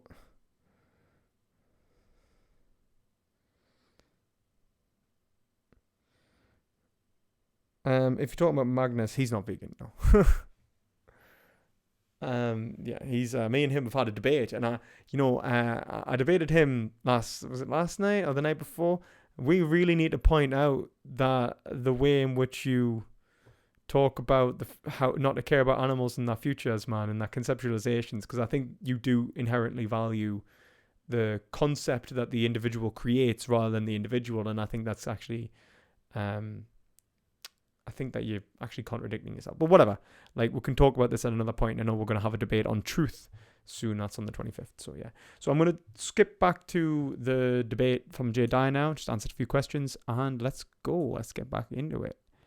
By that, I mean, let's smash our faces against the keyboard for the next half hour, waiting for them to actually have a conversation. So, wait a minute. Yeah. That's also not my position. I didn't say that we should never talk about meta-ethics. I said that we should only talk about anything other than the direct ethical questions we're interested in. Talk about anything except the area where I'm going to get got. Yeah, exactly. Anything but this, because this is the key issue. No. If it actually pertains, right? So if you can show me that an ethical claim that you're making hinges on your meta-ethics, that's a different thing. But what I want, see, we're not even getting into the debate because you guys aren't agreeing to basic framing, right? And the framing is I'm not going to let you frame the debate. That's called poisoning the well. That's fine. Oh, that's your whole game. That's your whole game. You guys frame the debate. You guys frame it as you want it. You guys never concede that you lose any single point, and you've got it all mapped out, and you've got a Discord server full of like 2,000 soy nerds over there pecking away for you. It's fucking ridiculous. That's not an argument. Yeah, that's not an argument. And it wasn't meant to be an argument, but yeah, you can. They do kind of try. Well, not Vegan Gains so much. I mean, he does, because I've seen him try and do this against Shadow. He tried to say that Shadow was absurd when Shadow hadn't said anything that was contradictory, and he hadn't even rejected any essential human rights, which they, for some reason, point towards absurdity. And and they just use absurdity and not as reductio ad absurdum, but in this sort of specialized or generalized way even, and which means like ridiculous or something like that, which is actually an appeal to popularity or an appeal to authority, depending on if Foucault was right, and this idea of madness is actually the representation of a power structure within our society. So yeah, like they do try and frame things, and they try and frame it around clearly an institutional environment, and that institutional environment it might be very well based on the structures of our society, but that doesn't mean that it's not an appeal to popularity or an appeal to authority. And It's not an argument. I'm happy to spend the entire time here just wrecking you guys on this claim, because this is wrong. You can spend the entire time going in circles. So- You can spend the entire time going in circles and denying what we're trying to say, and denying that you can see the contradictions in what you're saying, but you're getting smashed, dude. Look, if your beliefs on animal ethics, how animals should be treated, whether or not they should be killed or not, hinges on a meta-ethical position, that's fine. We can discuss it. Correct. But the problem right now is you're essentially straw manning Isaac. But this is like, it doesn't matter anyway, because it's not even about veganism at this point. It's about whether or not someone said something. This is somewhat infantile. It's juvenile, man. Move on. If you aren't capable of moving on, then you aren't capable of a debate. That's what you need to point out. So either say that this is pathetic and let's change this, and let's actually get into the debate, or well, that's actually what you just have to do. To be honest, this is infuriating. Trying to point out that explain it again. Logic doesn't require meta ethics. Wait, 1 second. Wait. He's doing a shady thing there. What he's doing is he's saying the notion that you should accept logic, which once you bring a should in, now there's an ethical component. What I'm saying is simply that's not being shady, dude. That's called analyzing an argument. It's shifting the ground. If you think It's that's so shady to analyze the argument. It's so shady to analyzing the argument and looking for shoulds and oughts. That's basic ethics. The history of philosophy is all about should. Listen. Okay. He's not creating a should argument or a should question. Isaac is I know that. simply stating. Dude, you're not even following Then the why argument. are you reframing his fucking question? Yeah, Because into a it should doesn't matter statement? about what word you use, whether you put the should in there or you put It does. something It else. completely He's not changes reframing the the meaning question. of the He's simply stating what you guys are actually doing, and you're so triggered and butthurt, and the brain seems so soy clogged that you don't understand what he's actually showing you. Because if you were to admit it and concede it, your little soy argument would just crumble. It would just melt. Well, no, it wouldn't, because it doesn't even impact the argument. If you will concede that sometimes logic shouldn't apply, okay, yeah, because then it's like, well, you've just given someone the authority to pick and choose whether they want to believe in truth or not, or believe in any conception of reality or not, any conception at all. Of course, it's impossible. That's the point, as I've said, but it has no, like, there's implications obviously that affect the argument, and that's clear, but there's no reason to concede it, and there's no reason why we need to talk about this so much. You can bypass this totally, almost. Like, you could have just said, we assume logic, let's move on. Do you assume logic? No. Well, then the last sentence you said was nonsensical. Every sentence you're going to say is nonsensical and you're absurd, and I've already won the debate. And then they go like, why? And then you have like a quick explanation of why logic is necessitated, and then you move back on to the debate. Like, that's where we need to be. Like, debate metaethics, debate the value of animals. That's what we need to debate. That's not just metaethic, normative ethical, but it's value theory, and I think that's why this helps, because it just bypasses all of this palaver. Like soy ice cream. Okay, No, so listen. I didn't hear any Soy argument. ice cream is delicious. I recommend Swedish glaze. Big fan of Swedish glaze. In many ways, more than even the vegan Ben and Jerry's. And I tried that in America before it came out in Britain. Swedish glaze is great. It's so soft. There, I heard Very vanilla-y. narrative and ad homs. What were you saying, Richard? Okay, so Isaac is claiming that you don't. Oh yeah. Should I turn them down, or should I turn me up? What would you prefer? Because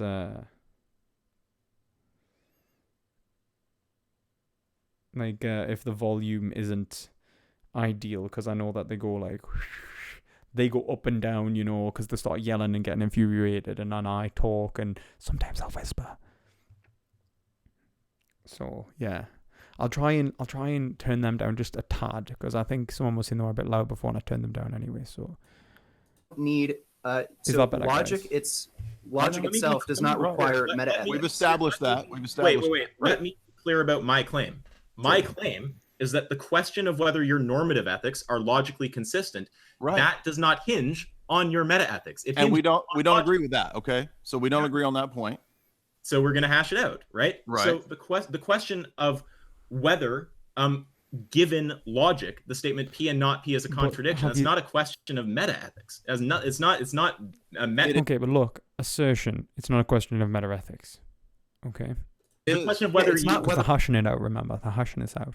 I understand that you don't think that it is, and I'm telling you that there's a way that I argue, that I make when I do analysis, I look at systems as a whole. And so in my view, and I know you don't believe this, but I'm telling you my perspective is that knowledge, epistemology, and ethics are intimately bound up together, and there's no way to like separate them. You can't have an ethical claim that doesn't assume metaphysics and ethics, or epistemology. You can't have an epistemological claim that doesn't assume ethics and metaphysics. That's my view. Now, I know we disagree on this point, and you say, how can you believe that? What are your examples? And I'm just simply saying that anytime you make any kind of ethical claim, I don't care whether it's normative or whether it's about meta ethics, it still is going to assume these two other branches of philosophy. Yeah, so there's like linked conceptual assumptions within any like when you speak, like speaking itself, having a proposition assumes certain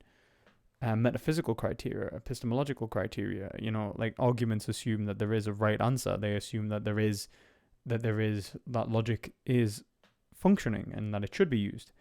And in this idea of should, in this case, is another example of that. And you know, if they don't understand that it's having ethical implications, then they should read Nietzsche. So again, it's not that difficult of an argument. It's a very simple claim. I know that doesn't mean that you accept it. You don't think it's true, but it's a simple view. You're saying different kinds of things here, right? So when you no, say I'm not. when you say something like ethical claims hinge on logic, or there's base assumptions, like, you know, you probably taught right. Whenever you make any state, like, I get the precept shtick, okay? I wrec presuppers constantly. It's not a shtick. Yeah, It's not a shtick. And just claiming. How about instead? Doesn't this guy say that you bootstrap your axioms, and he's not a presupper here? Like, what the hell did he consider himself to be? Does anyone know? Of cutting me off so that the only thing I've said is that I rec presup all the time. You How let me about it? actually How make about my it? argument. How That's not about an it? How argument. about I That's do not it? an argument. That's not How an about I argument. do it? That's not How an about I argument. do it? That is not an argument. How about I do it? How about Not That's not an argument. How about it? an argument. It's not How an about argument. it? Okay. All right. It's How not about an it? argument. Yeah, Right it's on. not How about an it? argument. How No, about it? it's How many not an times will you argument. do this? How many times will the soy boy repeat? How about it? How about it? It's just not an argument. We got a soy boy NPC number 1, 2, 3, 4, 5, 6, 7. Okay, rebooted. It still doesn't become an argument. Okay, look, Isaac is so- pointing this out is kinda that you wrong. don't need I think that meta-ethics. all of them need to grow up a bit, because you shouldn't be doing that in a debate. I mean, it just shows that this debate's going like nowhere, and that they need to sort this out. But it is improper debate etiquette. I would say that you shouldn't just enter so disingenuously. It's bad faith.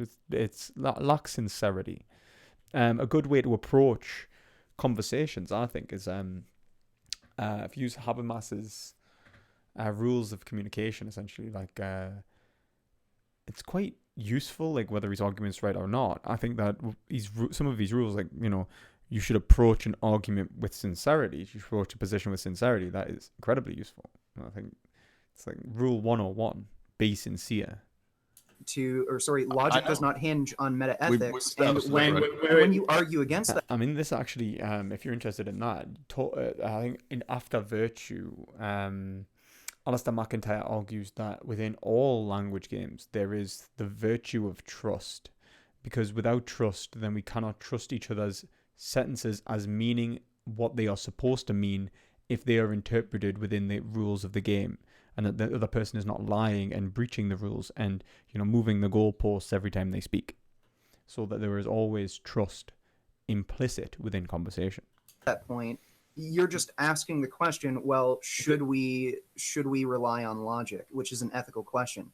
Isaac is not making an ethical statement. He is, whether he wants to or not, he is. No, He wants to bypass. no. He wants to I know he bypass doesn't that and want let us to, all. but he He is. How wants is he to making- bypass okay, it and let well, us all. okay, Do assume you well, understand what we assume. entailment? Do you understand necessary Okay, entailment? well, just explain it. Why does that statement that he's making, I've explained that it like logic 10 does times. not hinge I've on explained meta? it like 10 times, and you guys No, don't you accept it. haven't.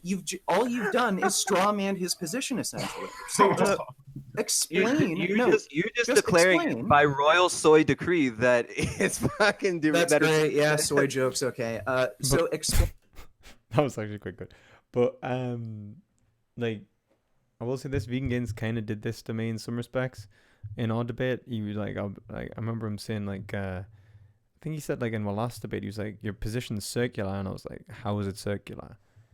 And he didn't explain why. He never actually explained why it was circular in my last debate.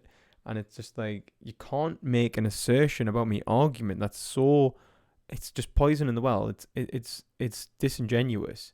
You have to say that if you're going to make a point about someone's point, that you have to be to back it up. Like if you're going to say like your position is absurd, well, you show why. If you say that your position is circular, you show why. And you can't just say like you're straw manning someone's argument. You say you're straw manning his argument because you are doing this, and explain why. And you should explain.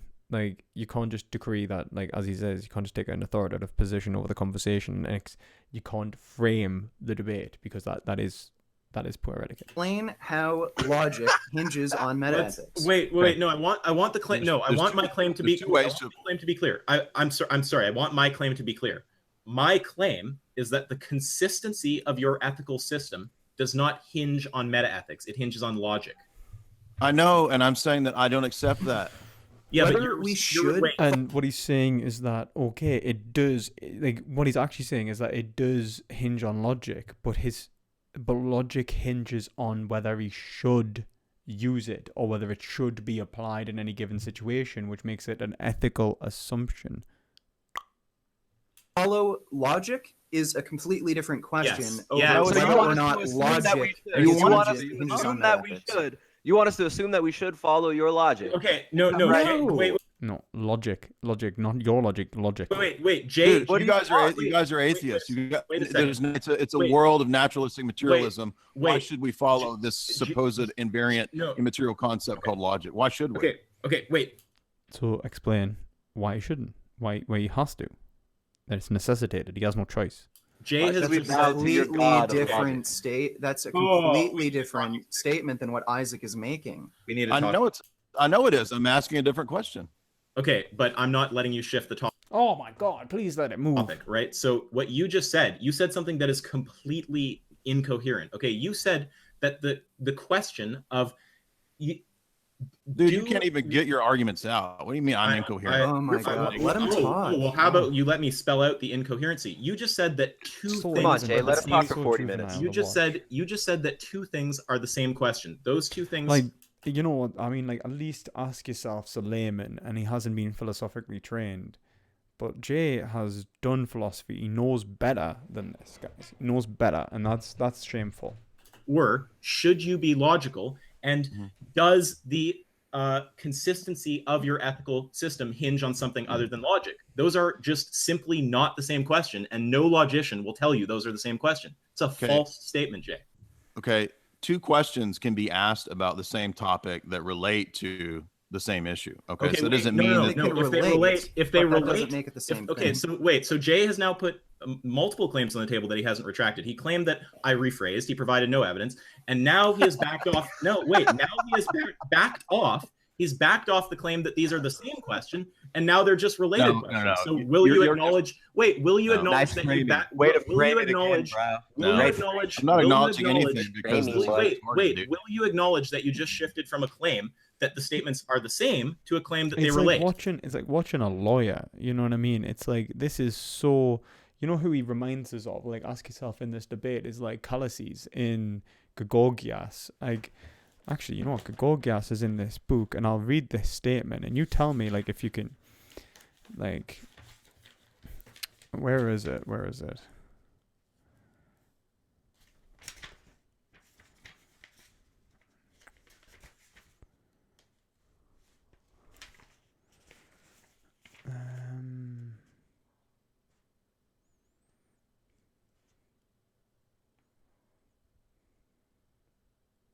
Are you not ashamed, Socrates, of introducing such topics into the argument?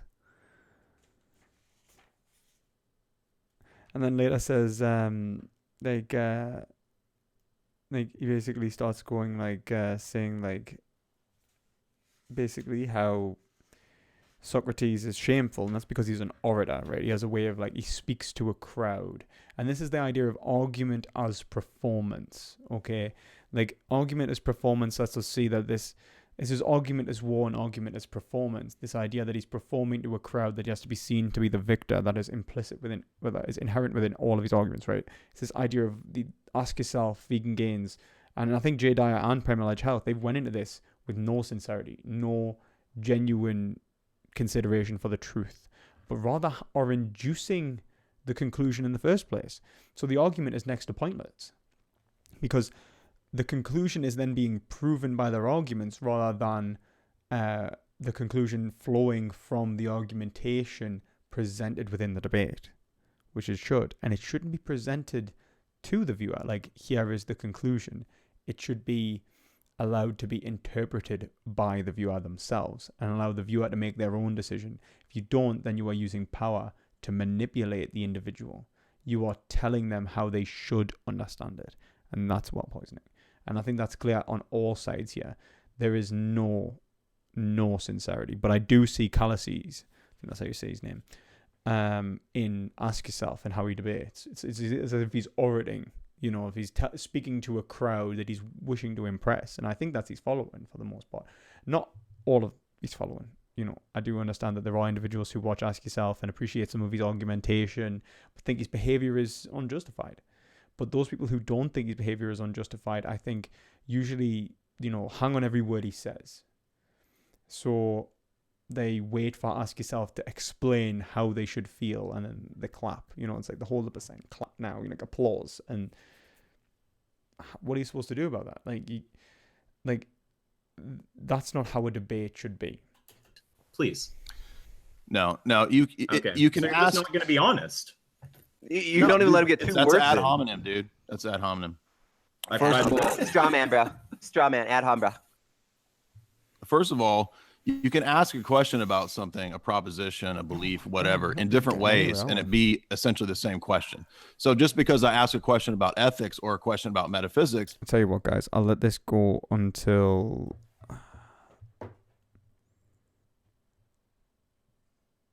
I'll let this go for another 20 minutes.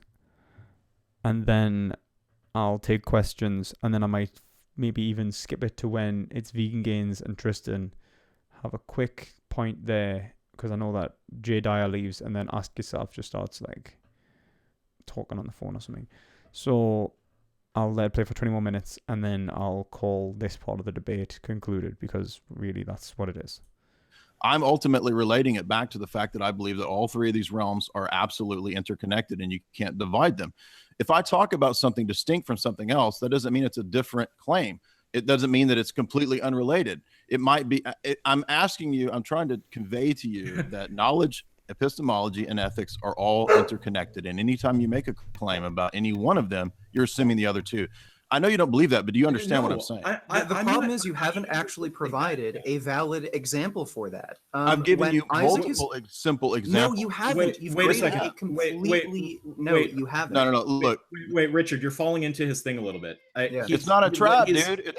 This is a trap of. If you take a philosophy 101 course, you're going to learn these three branches of philosophy. It's not a fucking trap, dude. No. The trap is reframing what I'm saying as a claim that epistemology, metaphysics, and logic. We spent an hour saying I disagree with your initial claim.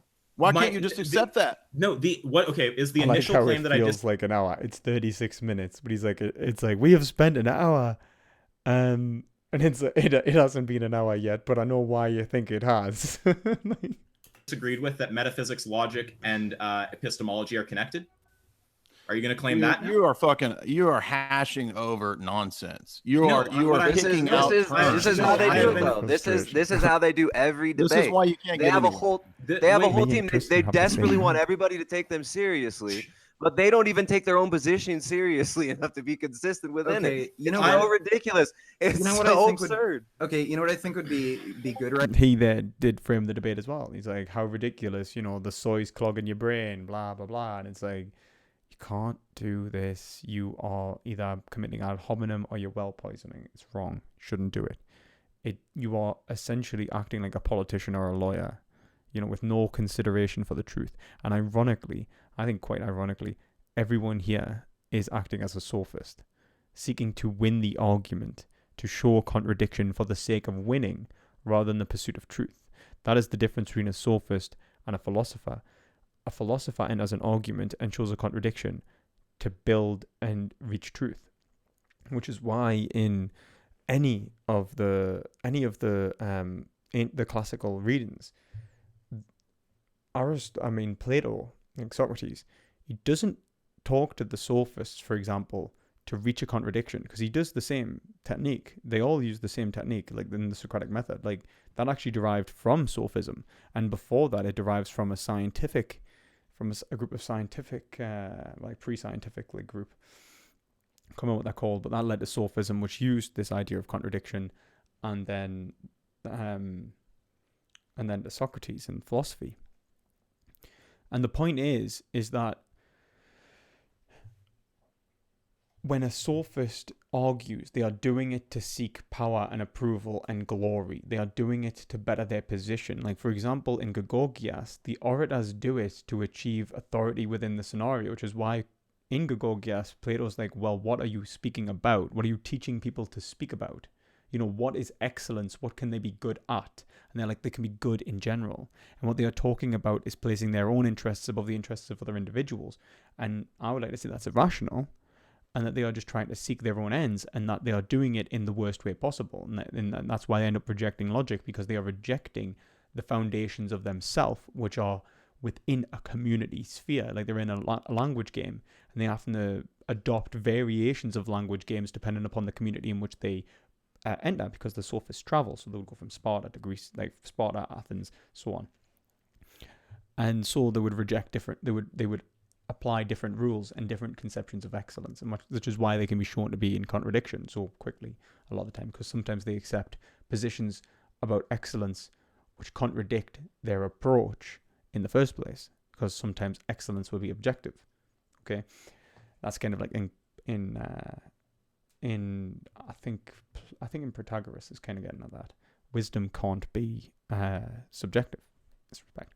Now, in Protagoras, for example, it's a good explanation of it. Socrates shows a contradiction within Protagoras, and he's like, "My God, Socrates, you've done it! Like, I understand wisdom is this. Like, it cannot be this, And he's like, "Nah."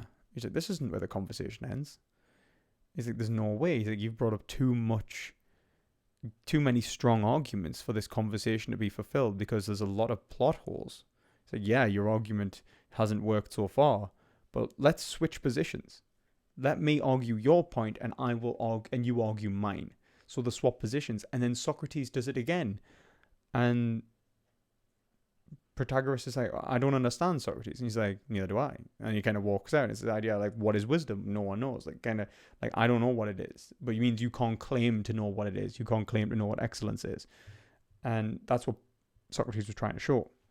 And the point is that what Socrates was getting at is that the contradiction is not. It's not about winning the argument and gaining, triumphing over your intellectual foe and gaining like status within the society. It's about truth in the first place. And Socrates did not know the truth, and so ended admitting his own failing, that he could not know the truth. It's like when Augustine says, he's like, "I must confess to you," this is St. Augustine, and he's speaking about time. He's like, "I must confess to you, Lord, I still do not know what time is." And he's pleading to God for forgiveness, because he still doesn't understand what time is. He says, "I know that I'm saying this, I am in time, that time is passing, time is passing as I say this, and that I must be in time, but how can I not know what time is if it is all around me?" And this point that he's getting at is that he's in I'm in such a sorry state, because he loves truth, because philosophy is about the love of truth, and the love of truth is inherent to our being. We seek truth because we seek to achieve our desires. And we seek to achieve our desires because we necessarily have to. We cannot reject desiring because we are subjective. And that cannot be doubted. That's the end of Cartesian doubt, to recognize that you were subject. So, like, this whole stage is what it is. It's a stage, it's a play, it's a ploy. There's nothing in it. There's no credibility within anyone. They are trying to assert dominance within this argument. They are trying to assert their positions as right or wrong, and they won't give way and actually have a conversation. At least the sophists did better than this. Right now, I think both It's not even entertaining. sides. No, I think both sides should just make closing statements on this one topic, and then maybe we could move a bit. And then forward. we all assume, and then we all jump into your little You know frame what, game, it's- and we I all just make see it your not assumptions. going anywhere. No, They're not. I think Richard is right here. Like, he gets it. He's like, this is not going anywhere. Let's just, like, call this point. We'll just move on. Let's just move on to, like, even like the point about why you would not be vegan. Like, let's just get you to that point. I'm willing to concede that yeah. you're wrong on this point and that they're reframing. I'm not going to concede to Richard, people. you 1 second, Richard. You can't do that. If you do that, then there's so many bad moves that are open to them. You have to. Oh, no. No, 1 second. If they try to say that somehow no. the consistency of their normative frame hinges on meta ethics, we're going to spend the whole time discussing grounding, and that's irrelevant to whether their system is consistent. It's not, you dummy. I just spent an hour and a half trying to explain to you how it's not. Okay, Good God, I'm- dude. What is wrong with you? Like, you have some kind of Man. mental issue. Like, Wait, something Jay, is That's wrong our with problem. here. Jay, you've made Of course, ask yourself would just say it was an insult because it didn't relate to his argument. Of course, it would be well poisoned at the very least. But yeah, it's ad hominem. You can't do that. false claims. Okay, you've Can't made just multiple. You can't just insult your opponents. No, Saying I you nailed haven't you on it. provided I evidence. nailed you on it. I nailed you on it. You didn't know what you were talking about, and now I am you're still freaking trying to out, talk losing about your it. shit. I'm still trying to talk about the exact same thing. Okay, so first of all, it's worth acknowledging that you've made multiple claims. Look, I understand that ideas have to conflict within debates. Like Heraclitus said that everything comes to pass through conflict, and he's right. But there is no real conflict here, like, that is being resolved. Like, it comes to pass through conflict, through the resolution, through compromise, through agreement, and that requires sincerity. There is no sincerity. You are not backing off. No. You claim that I rephrased something. You didn't provide evidence for it. You claim that two questions are the same and then switch to they're related, and you won't acknowledge. Are you that. reading this directly off of your Discord? Are you reading this from your Discord, or are you That's actually not an argument. coming up That's with not an this? argument. That's not an Okay, argument. so you That's are. not So an you are argument. reading That's it not right an off of your argument. Discord. That's No, really it's cute. not- no, How many it's people do not- you guys have in your Discord? It's not. How an do you argument. join? How do you guys join This the is Sword this Boy? is like debating a 18-year-old who's taking philosophy 101. Do you care? Do you care to? That's not an argument. So the point. Argument. So Yeah. You know, it's funny because, like, Jay Dyer, like, I would love to debate the guy. Like, I've done philosophy 101, I've done me BA and me masters now. If he wants to debate the value of whether we should be vegan or not, I'd be more than happy to debate him. So if anyone wants to go and message Jay Dyer, like, like tweet Jay Dyer or something like that, because he blocked me, and just say, like, would you be willing to debate the perspective philosophy on whether or not we should be vegan, or whether veganism is a moral obligation? Please, like, I'd happily do it. Like, I think I could get a lot further, and I think, as well, like, can we please ask Vegan Gains why he uses Ask Yourself as his, like, debate buddy? I know that they're friends, but, like, hopefully now that he can switch to someone that's a little bit more capable, and I mean, like, literally anyone. Like, obviously, I'll be willing to help out in debates and stuff like that. Don't get us wrong, like, but I'm not aiming for that. Like, he should maybe even message people like Cosmic Skeptic, who mightn't want to be involved all the time or anything like that, but he's a strong debater. He knows what he's doing. And now that he's a vegan, I think and people like that exist. Like, why would we look towards people like Ask Yourself, who lack sincerity, who lack real understanding of philosophy, if I'm honest? They haven't read enough philosophy to back you up in a philosophical debate. Now, I would definitely turn to someone like Vegan Gains or Mike the Vegan for nutritional information. He needs someone better who understands what they're talking about with philosophy, and that cannot be Isaac. I'm sorry, Isaac. Read some philosophy. You're not worthy of arguments. You've already shown yourself unworthy of actual argumentation. Okay, that's not an argument. So I know it's not. Yeah. Okay. Good. So then maybe stop doing it. Okay. So you've made 2 false claims there. You won't back off. Okay. Well, how about? Okay. Can we? You're fundamentally retarded and contradicting yourself at a fundamental level. Can we? Because you can't justify any of your views at all. You can't justify any of your ethical. Like, obviously, this slanging match is now continuing. They're just starting to yell at each other about this stuff, and it's becoming tiresome. Claims or moral claims. You can't justify anything about epistemology or metaphysics, and that's what I'm here to show you. Let's just assume that I can. Let's forget that and move past it, and we'll frame the argument. We'll play name the trait. Let's play. There's no assume. This is the point. Like, even like now, it's like the people that should like. This is what I do appreciate. Like, even Tristan now, and he was trolling. He's like, let's move past it. Let's get on to name the trait. Let's get into the argument you want to talk about, because this is absolutely moot. We aren't making any ground. Why continue? Come on. Please.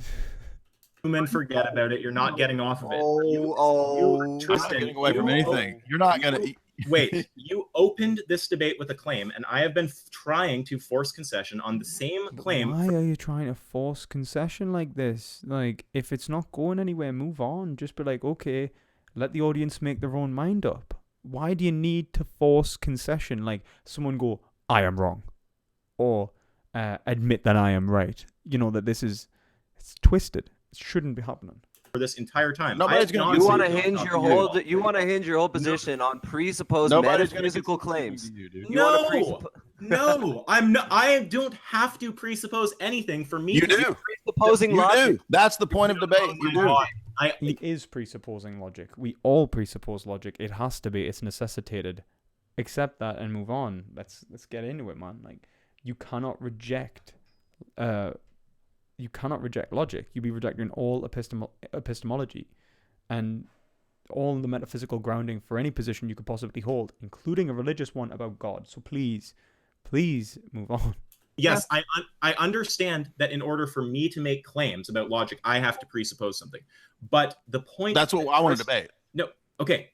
Okay, so debate that. No, you don't want to. But that's no one disagrees on that. It's not the question, though, right? So what it is for me. It is for me. Okay. So the question for you is not so the question for you is not the objection that I presented to Tristan's point. Okay, so you're saying something that's irrelevant to what I'm talking about.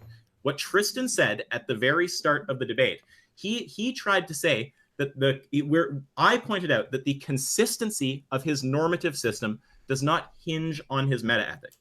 Imagine that we've spent 40 minutes debating whether or not his normative system entails meta-ethical assumptions and whether we can just bypass that. I mean, one, I think it's absolutely absurd to say that when we speak of good, bad, right, or wrong, that we don't have to know what the words mean.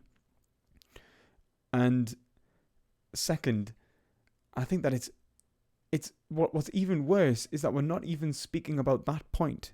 We are speaking about whether his rejection of that point is right or not. That his rejection of Isaac's rejection is right or not. It's like, there is, like, imagine the lack of sincerity you have to just constantly reject each other's rejections at the point where you're not willing to give ground at all. Like, nobody's given ground. To the point, and I mean, even when they do, like, even when Jay's like, that's not what I'm saying, and whatever, like, just focus on what, like, each other's saying and express, like, answer each other. Just go with it a little bit. But everyone wants to take control in this debate. There's like they're all psychopaths. Like not actually, like, I wouldn't say they're actually psychopaths, but you can see that there is definitely like a power play involved in every party, and that's why I'm saying it's linked to sophism, because it's about their reputation, it's about the glory. There's no sincerity with them. And there's a problem there. Like, you need to enter a debate and center it about whether I should be vegan in the first place. Like, I would enter a debate when I talk to non-vegans. Like, okay, yeah, I seek to prove the proposition that veganism is a moral obligation. And I enter that with sincerity. Because if I cannot prove it, then the foundation for me being vegan is in question. Because I went vegan in the first place because of an appreciation for truth. An acceptance of moral knowledge. That's why you should go vegan. You shouldn't go vegan on a whim, because then you're not really vegan. You're just saying you're vegan. you don't know the the ethical foundations for your position, then it's not your position. Okay, it hinges It on does. logic. You're It hinges on logic. The only thing necessary. And logic is not What divorced is- from that, dummy. How many No, times have I no. say it? Wait, but what you're doing is you're saying that the separate question of whether you Not should separate. accept the Not separate question. separate. Holy shit, this thing's rad. Oh my god. Imagine I got an ad on someone else's video. Okay, so you're You're welcome, Vegan Gains. You know. okay. So I just want you on the record that the two questions: should you accept logic, and does the consistency of your normative framework hinge on meta-ethics, are the same question. Will you just affirm that so that you're on the record saying something incredibly stupid? No, there are two ways of speaking about the same issue. Oh, so they're not the same thing. Framework hinge on meta-ethics. Should you accept logic, and does the consistency of your normative, the two questions, should you accept logic, and does the consistency of your normative framework hinge on meta-ethics, are the same question. Will you just affirm that so that you're on the record? Well, no, but that's not what he was saying. He was saying that you cannot divorce. Well, actually, yeah, he's saying that you cannot divorce meta-ethics from your normative ethics. But I think that, like, his point is the wrong one to make. You should have just said, like, we need to speak about what we are talking about. I think actually Tristan put it better. And, you know, it's just J. Dyer versus Ask Yourself, obviously. And I think Tristan put it better, and I think more simply, actually, which is funny because Tristan didn't do philosophy, you know. And then I think J. Dyer's point stands, although it shows a relation between metaphysics and metaethics rather than metaphysics and normative ethics and metaethics in the first place. Like, there is like the appreciation of logic, and a normative claim is an ethical claim of whether we should accept logic. And so that is saying that there's an underlying assumption there that needs to be questioned. Is it the same one? No.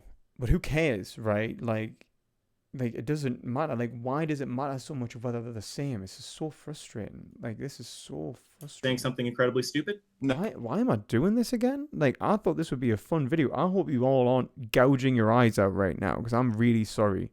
No, there are two ways of speaking about the same issue. Oh, so they're not the same thing. Yeah, so they're not the same thing, are they? They're asking the same question in different ways. No, they aren't. They are asking two separate Yes, they questions. are. You're too Okay, fucking dumb to realize it, dude. All right, so I will bet you $1,000 that those are not the same question, and that I can get multiple PhDs in logic to affirm that. Will you take Oh, so then you get to That's, appeal to an you know what that authority? is, dude? You know Appeal what that to is? authority, bro. That's called appeal to authority. No, I did not claim that I did not. That's No, called you did. appeal to authority. Okay, so you just want to shout that at me. Okay, Appeal to authority. so wait. No, I've seen you do this on your the- Twitter. the- You claim that you can get PhDs in logic to back you up. That's fucking absolutely. retarded, dude. Anyone who has a Ooh. PhD in logic is going to tell you that those are not the same Dude, questions. I studied logic in grad school. You haven't studied anything in grad school. And are you? No, I haven't. But So you're I'm gonna able- study you that want to appeal to PUBG. authority. We So- can appeal to authority all day. No. I have but more authority here than you if you wanna do that. I did not claim that what I'm saying is true by virtue of an authority affirming it. I just offered you a bet. You're saying those are the same sentence. Why are you? So You you're didn't say those are bringing the- But the bet implies that he is correct because the PhD in logic would verify his position as correct. And, like, this is almost like what he does with this idea of absurdity. It's like, I'm not appealing to popularity. I'm just saying it's the popular opinion that human rights shouldn't be violated. Same sentence. You're losing the. But then he uses it as a win condition. So it's like, as he does there, so it's insincere. Like, it is an appeal, but it's what he's doing it is he's masking it as it isn't. That is dirty tactics. Debate, not bringing the that same. in. That's Not why the you're same. bringing that in because you're fucking No. losing the debate. You got to rely on let- some PhD professor somewhere. Let me give you the framing, right? What we No, are. we're not doing this because you already did it. You already did this for 2 fucking hours. You Okay, framed okay. it, and I said I disagree with it. Yeah. Okay. Well, if you don't want to interact with what's being said, then we can stop. I guess. That's what you're gonna frame it as now. You're so good. Hey man, you should be on fucking television, man. not It an feels like when everyone says maybe we should move on, the opposite side's like, no. But even though both sides have now, I think, said that they want to move on, I think literally like Tristan said it. I don't know if Jay said it, but I know Ask Yourself's now said it and Vegan Gains. So like either like 3 or 4 people have said it. Like, let's move on. And like as soon as someone says it, they're like, no. Like the other side's like, no, we're not going to move on, because it's almost like they feel like they've cornered them, like they've made some sort of win. It's so twisted, man. Beautiful. Okay, Tristan. You should be like, on fucking seriously. TV, No, seriously, Tristan. known At yet. this point, if you keep Uh-huh. like just saying stupid shit that doesn't even relate to the argument, I'm just I gonna thought that mute was you pretty until fucking you funny. have something that I thought that was that's pretty actually funny. meaningful. You can And- mute me, and- but I'm streaming it on and- my stream. And You to, can mute to, me. to, Good. to keep things fair, if he ends up muting Tristan, I will stop talking and let you talk to Jay. But what I want to say, I can recap everything that's happened. So we opened up Good. this debate. Go ahead, No, do that I don't again. need Yeah. you to recap, So- dude. I don't need you to well, recap. We've no, already no, camping. I I've already don't, no, dis- I don't You're care if you disingenuous, want the dude. recap. I- I care. we I can- care we about can- if the we can audience still have follows. this debate. We No, we what could I have a care- real debate if you wanted to. Yeah, wait. You don't want- What I care about is if the audience follows and is going to be able to look No, up what the you care about timestamps. is your audience seeing you can I as think I've got this perceived coconut winner. That's- water, because I'm almost positive that this debate is sapping the potassium from my system. You know what I mean? Like the vitamin C or whatever is being like drained from my body. Like, I actually don't know if coconut water has vitamin C in it. I know it's high in potassium, but maybe like, you know, all the firing of neurons from the frustration and the just utter like disgust I have is just draining my body from like its essential nutrients.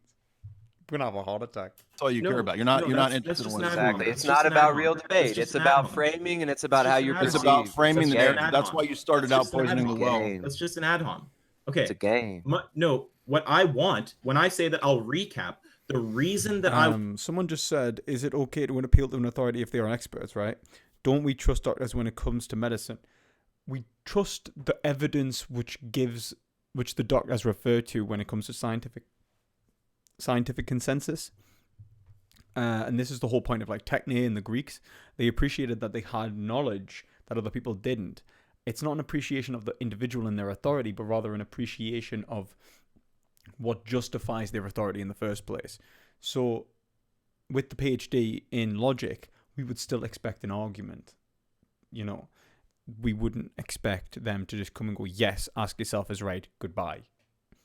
A good video to watch for this is Twisted Hippie. He's just made a video. I'll see if I can link it in the chat.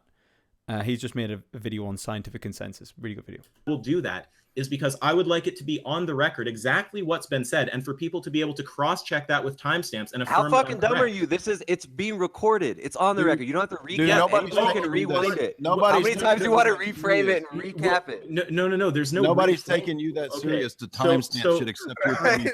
Okay, so I just want to be clear. Oh, Are you guys saying that you are just not interested in hearing what I'm saying? You just don't want to hear. We've my heard what point? you said so many I'm times, not. and You've you're- already shown yourself to be a retard. I'm not interested now. We've shown you several times how you're fucking refuting yourself.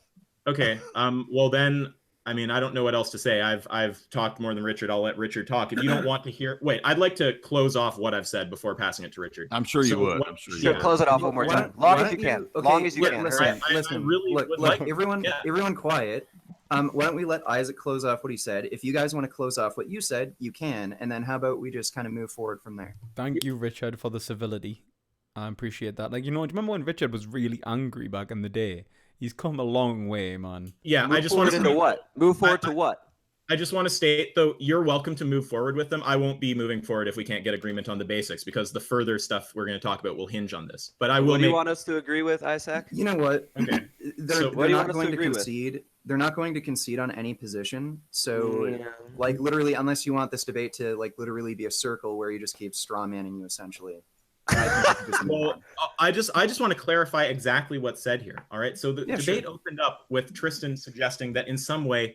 So I criticized him because Hey, why do you have to restate what we've already restated 30 times? because I He's want gonna to. reframe it in his we own already little went game. over He's got to this. play the Look, frame we already game went again. over this. Because I Isaac is want it gonna clear. Isaac is just gonna make a closing statement on this one topic. If you guys want, you can make a closing statement on your topic. Don't interrupt him. Yeah, you guys can go after me. Talk for as long as you want. Yeah. So what the debate opened up with Tristan trying to talk about grounding, okay? And my point was that the question of grounding, meta-ethical grounding, is orthogonal to the question of whether his system is logically consistent, okay? So Jay has made two false claims three technically, but two that he won't back off of. So one of those is that I reframed something I've said. He has not provided evidence for that. The other, now I've actually forgotten the other. But what the ultimate? Oh yeah, no, I remember the other. So the other was that the two statements we should, yeah. So the two statements of whether we should accept logic and the statement that the consistency of your normative ethics doesn't hinge on your meta ethics are not the same statement. So those are two false claims. Poor Tristan and Richard in this case. This must have been really frustrating to just sit and just be like twiddling your thumbs. Jay has made. And then the overall point here is that what he is trying to do is he's trying to say, I'm going to get this to an hour, guys, and I'm going to pause it and we're just going to take some questions. Say that the question of whether your normative... So if you have any...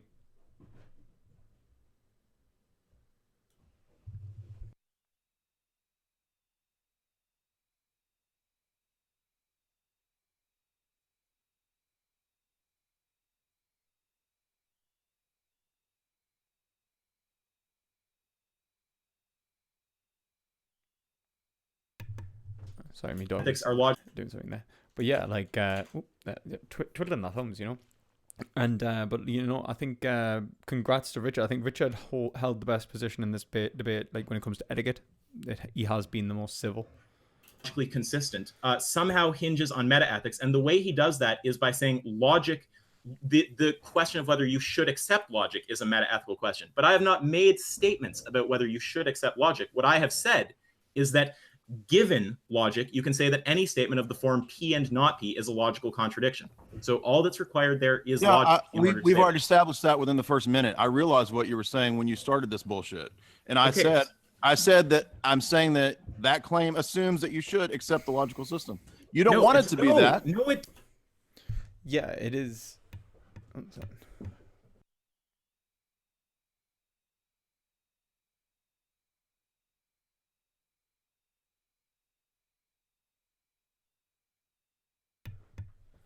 Right. So, yeah, like it. Like, Kerr, just to respond to what you said, Richard. I do like Richard in the way like he debates, especially when like people just assume morals are objective and we don't have any ethical kind of consideration. He seems to debate quite well when it comes to like the Socratic method. Like, he just kind of goes down it. And his etiquette's really good. He just relies too heavily on name the trade. And I think if Richard got rid of name the trade and just used the argument for marginal cases and got this idea, rid of this idea of absurdity, he'd be landed, like he'd be sound. The only issue that he would need some support with meta ethics at times. And if he thought that there was a debate that was going to require meta ethics, well, then you should get someone in that knows meta ethics. Ask Yourself doesn't, so he sees it as a derail. That's just the way it goes. No, it doesn't. It does. It does. I'm not saying that it logically entails it whether you want it to or not. Do you not grasp that? No, I'm not saying that you should, right? I know that you don't want it to. Listen, I'm saying that the logic supports that it does. Well, Jay, let me ask you a question. Hey, if we don't have to accept logical systems, if there's no should, then you have no argument. Your logic doesn't have any force. Let me ask you a question. Well, Jay, let me ask you a question. Is whether or not something is logical and whether or not you should follow a logical system, aren't those two different things? Like, something can be logical or illogical, but it doesn't mean you have to follow along that logic. Those are two different things. So you can't conflate the two. Right. A person can choose not to, right? They can choose not to believe something. That's a good, I like the way Richard framed it. That was human. That was so human.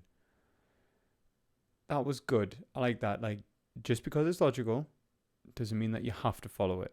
Would it mean that you have to? They're two separate things. Great. Let's accept that.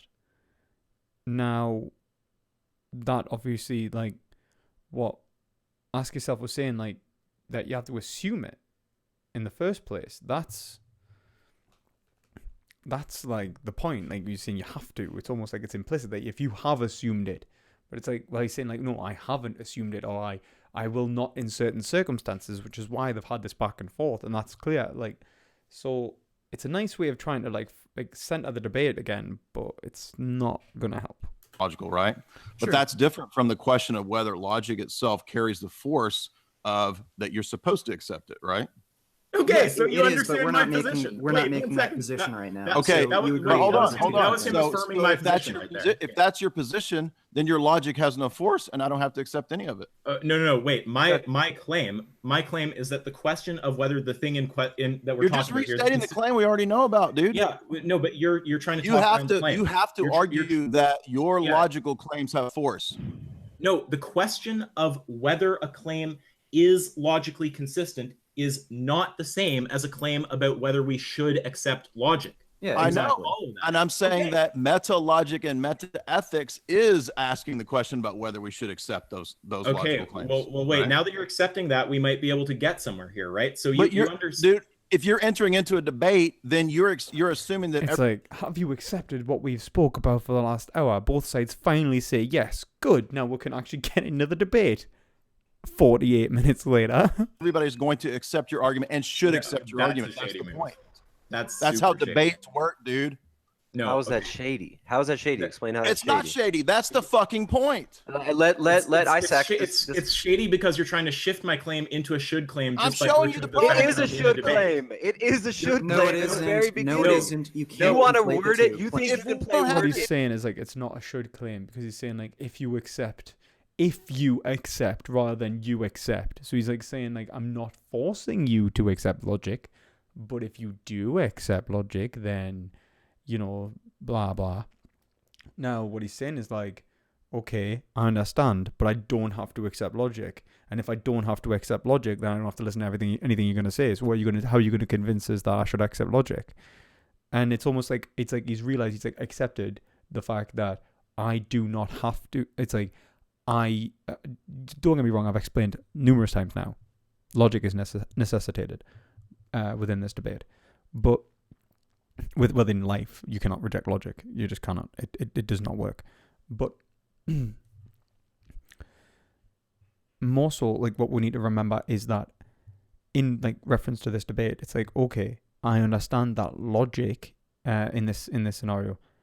And maybe if you can reject logic, then he's saying then I do reject logic in certain circumstances. And they've outlined that. They've said like there are circumstances in which I will say God, right, and like this divine spark, and then you'll try and pull me up on like where it comes from, and I'm going to say that I do not need logic to prove that there is like divine revelation or whatever, and that it is like it is implicit within the universe, and that logic is the same kind of assumption as God. And that's what I think they're trying to say, that the acceptance of God is the same as the acceptance of logic, which I would categorically deny, because the understanding of God relies upon logic, while the understanding of logic does not rely upon God. We do not need God to show P and not P to be the case, but we do rely upon P and not P to be the case to have any propositions about God, or to have any propositions about reality as a whole and our actions. And we are necessitated, we necessarily seek logic, we necessarily desire knowledge, and so require logic because of our desires and how we should and trying to achieve our desires in the greatest way possible, to achieve that which is most desirable, to achieve it in the fastest way possible, to understand whether our desires are truly our desires or someone else's, whether our values, whether something is valuable or isn't valuable. We require metaphysical assumptions. And what Jay's trying to say is like, what he's trying to do there is reject what is himself. It is the I that is the construction of language. And I've said this numerous times in the debate, so if anyone hasn't seen it already, just rewind and rewind and you'll see it. But the point is that that's what they should say, like, you cannot reject logic. And if that's where they need the battle to commence. But Isaac's incapable of arguing for moral epistemology. And this is an issue. At least he should be better now, he's talking to Rem, but this is the problem. Like, Isaac does not know how to argue that point.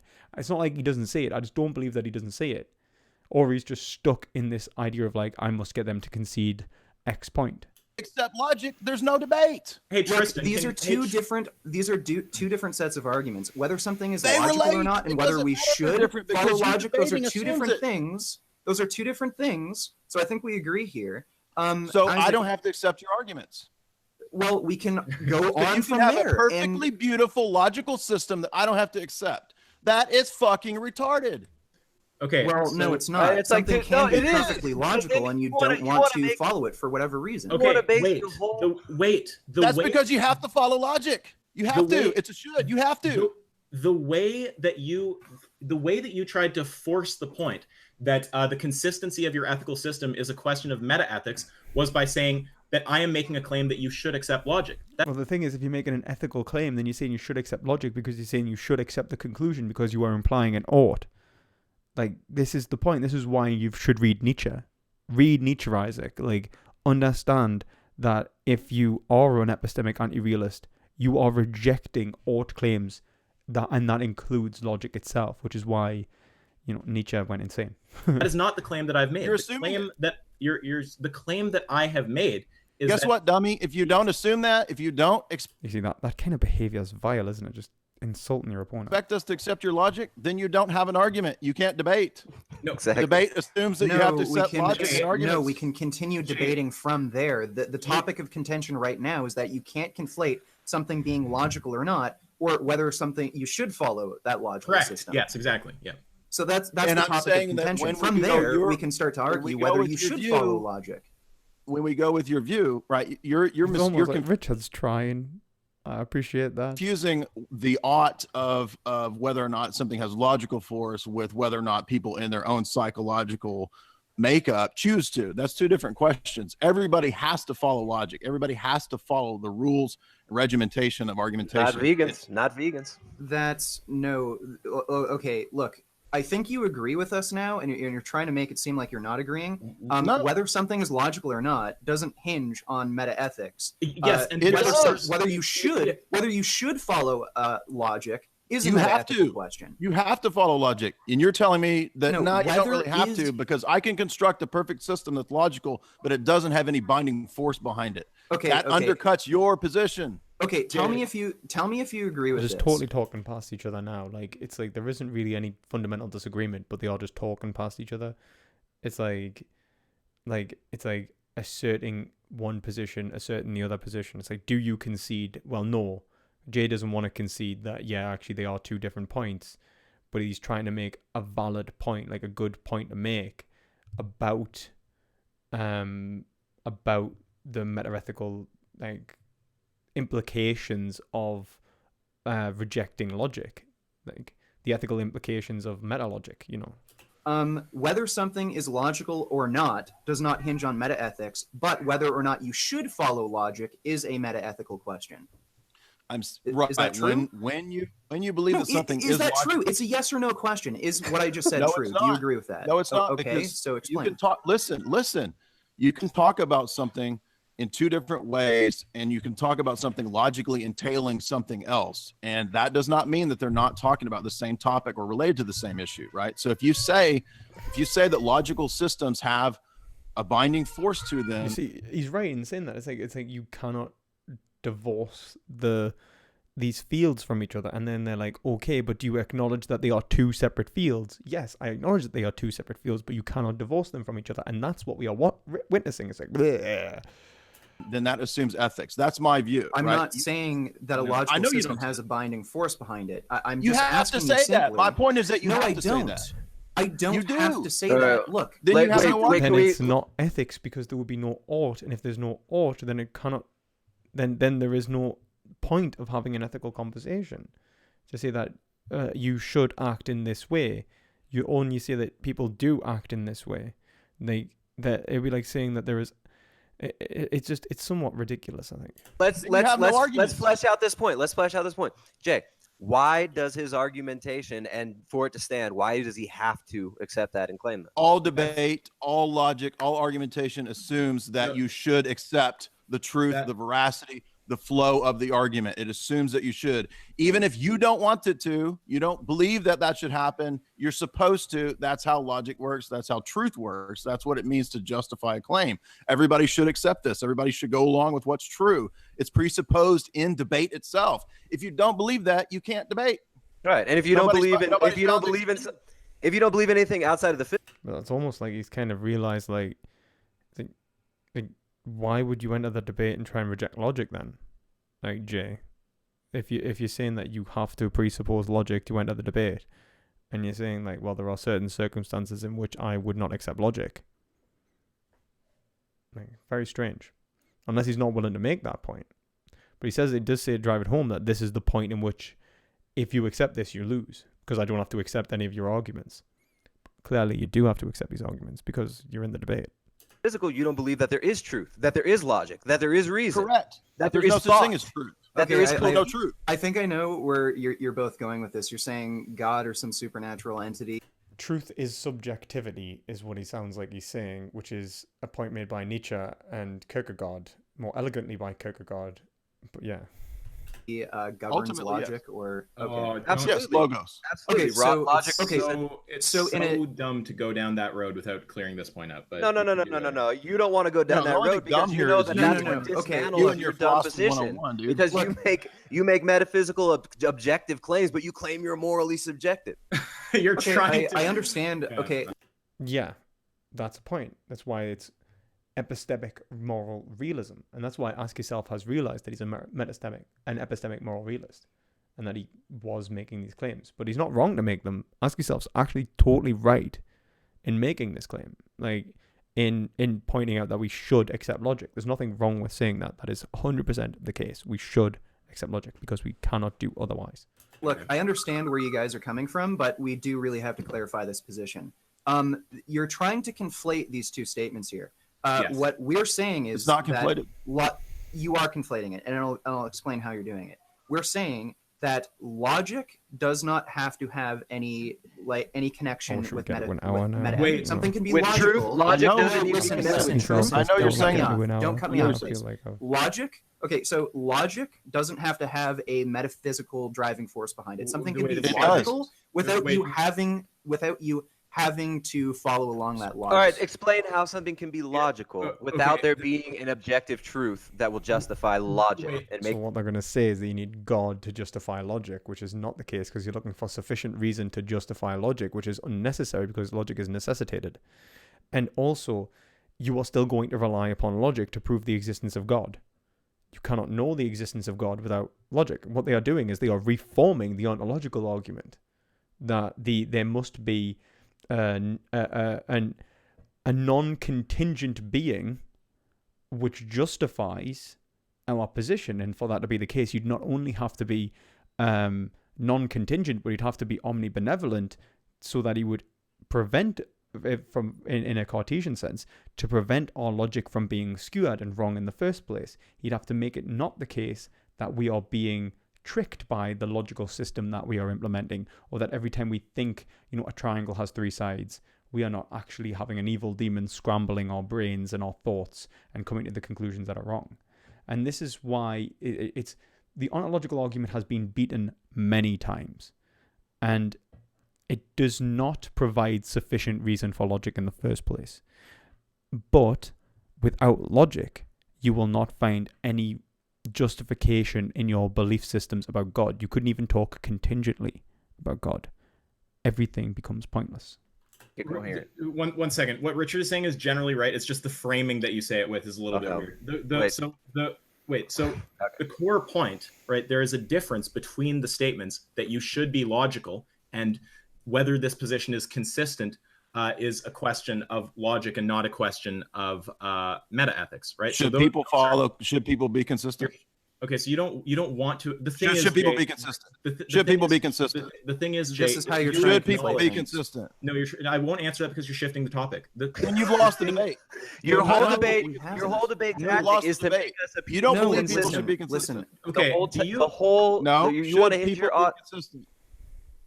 Okay, are you still Should holding- people be consistent? No, you're trying to change the topic. We can No, talk. should Should people people be consistent? You want us We to can be go consistent on and from no, there, dude. Then you don't have a debate. You No, can't okay. debate if you don't believe people should be consistent and follow your arguments. It's just the We do standard. believe You don't that. have an argument. Okay, You look, can't just debate. to Standard clear things up. preset. They, Look, Vegan Game look, says they do believe that. Yes, to it clear is things standard up. precept, Look, and He that's says why I do it. it's like, yeah, we do believe that. Like, it's like Vegan Gain says you just believe that. And it's like, yes, of course they do.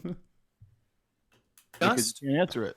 just to clear things up, I think Isaac and I both agree that we should be logically consistent, but that's a completely different question over whether or not It's something not. is logical. Yes, Oh, that's the why right can't- framing. why When, can't- when No, you it's say not. one second, when you say it like This that, is basic when- retard philosophy Wait, 101. It's so weird that they're arguing about whether this is the question or not. Like, is the point of contention? they're having like a fight about potentially fighting. It's like, I would knock you out. What do you mean you'd knock me out? I'll knock you out for saying you'd knock me out. No, Wait, it isn't. when Richard, when you say it like that, that is the right framing to give it, right? So the question of whether a given thing is logical is separate from the question of whether you should be logical. And if No, you it's say not. otherwise, No, it's not. okay, I don't think any logician would agree with you that those claims are identical. It doesn't matter. That's an appeal to authority, dummy. No, I'm No, not saying it's I'm not not. saying therefore it's true. like- I'm just saying how the hell, like, do you have some alternate? It's a separate claim, but that it doesn't matter because the claim that Jay is making still has implications upon the fact that they were talking about the meta-ethical implications of accepting logic, in which is what Jay was talking about in the first place. So it's like the debate has actually shifted, and like they're arguing the debate's shifted, but they're like, you're trying to shift it, but it's like it's already been shifted in some respects. By ask yourself, like. Logic. Why are you or bringing what that in? are you- It has nothing to do with the point. It doesn't matter how many. You see, like that's why I think Jay's a bit confused here, because he's like, like we're not talking about that. It's like, yeah, I accept that. What we're talking about is whether meta logic has whether there's ethical implications of meta logic, and there is. Logicians claim this or that. No, I'm just pointing This out. is a question of abstract logic. It's literally this whole hour-long debate has come from Tristan going, "Oh, do you not think we should talk about what we mean by good, bad, right, and wrong? Like, what do you mean by good?" That has led to this in an hour. Like, what could you have done on that question in an hour? Like, there's so much meta-ethics you could have discussed in an hour. Yeah, no, I'm just establishing that you're saying something that's Okay. that's like We could have easily moved from meta-ethics to normative ethics by now if it was a solid, sincere discussion.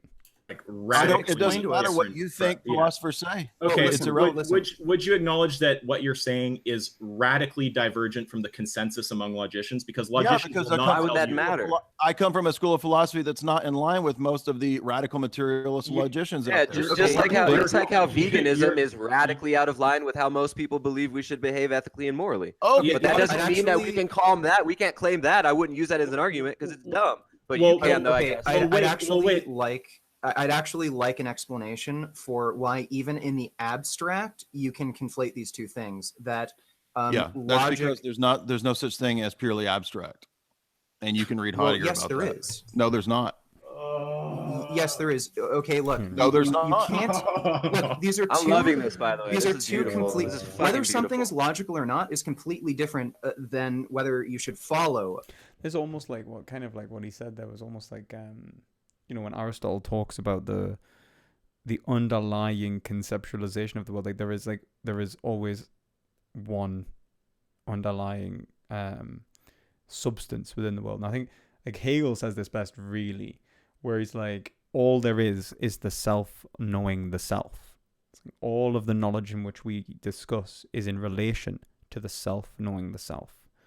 That it's about the individual's interaction with the totality of their existence. And then you can go into Levinas and explain how it is through the infinity that we are given the self, and so on. And it's this contention between infinity and finitude that produce, identity, and this ability to say that P and not P, and hold objects and annihilate them and alienate them from the self in the first place. And this idea of property and being recognized as an individual that can hold property, that can have concepts, that can appreciate the world in a limited, but sometimes limited way, but at the same time more complex way, a more infinite. To appreciate that there is an existence that is objective from the individual gives us the ability to restrict our understanding of reality with language. And that's why like Blanchot would say that like the concepts in which we apply to the world are actually diminishing it from the what does he say? It's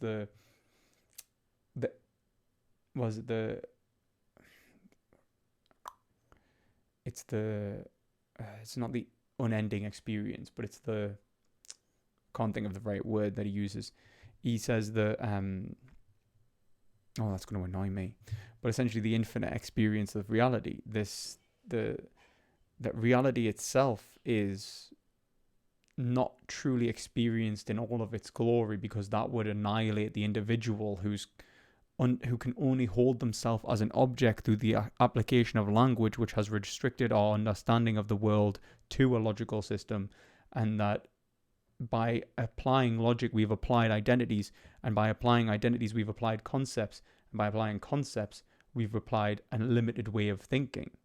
And this is why, like, conceptual growth that moves us towards truth is the creation of more accurate concepts. And that's why Hegel understands like conceptualization to be the movement towards truth.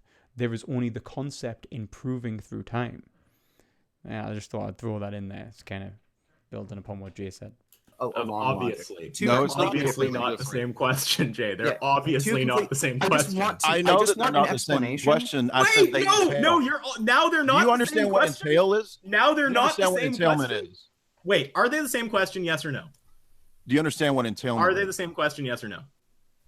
They're two different statements about the same thing. Okay, but are they the same question? Yes or no? They're not the exact same question. They're grounded the same way. That's my whole point. Okay, wait, no. If they're not the exact same question, they're not the exact same question. See, you're here to squibble over words, and you don't get like the actual point about metaphysics. This is their game. There is a lot of word games going on, like, to be fair. But on both sides. This is how they play. This is how they do it. And they actually do convince some idiots. Jay, the way that you made the claim that this is a question of metaphysics or by metaethics was by saying that those are the same question, and now they're not the same question. Do you understand that something can be something can you can speak about something at the same time as speaking differently about it, right? Two different ways of looking at the same question. That was my whole point about knowledge, ethics, and metaphysics all speaking about the same thing. They all presuppose the other one. That's my the self, knowing the self. view. I know you don't believe that, but I'm saying so. In my look. I don't mind that. That's not a crazy claim. That's okay, different. But look, it's something else. Yeah. No, if I talk about how we ground ethical claims, He's like, you can say that, but then you can't say it when we started the debate. In my mind, it is absolutely connected to metaphysics, and it's absolutely connected to ethics. So in my mind, it is the same. It is the same question. It's the same. But what do you mean? Of course it is. You're like, it's orthogonal. Orthogonal issue, right? No one disagrees with that. No one disagrees with that. You did. You just said it's not the same question, right? I'm trying to explain. Don't you guys deny metaphysics? Don't you guys deny Wait, the world? no. Don't you deny logic? No. Wait a minute. Then why are we arguing? What I really don't like in a philosophical discussion is when someone says, "You just said X is the same question." Jay, what did I just say are the same? Are what am I questioning? What two statements am I questioning whether they're identical or not?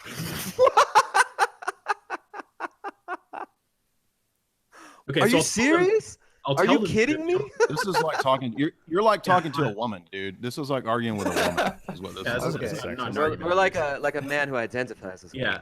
I know it's not an argument. Yeah. I'm not one to normally pull up the whole sexism thing, but that sounded sexist. It's like arguing with a woman, like the idea of because you can't have a logical argument with a woman. Because you can't have a logical argument with a woman. I wonder how Iris Murdoch, Philippa Foot, G.M. Anscombe, how they'd feel about this, Okay, all right, very powerful. Hate speech.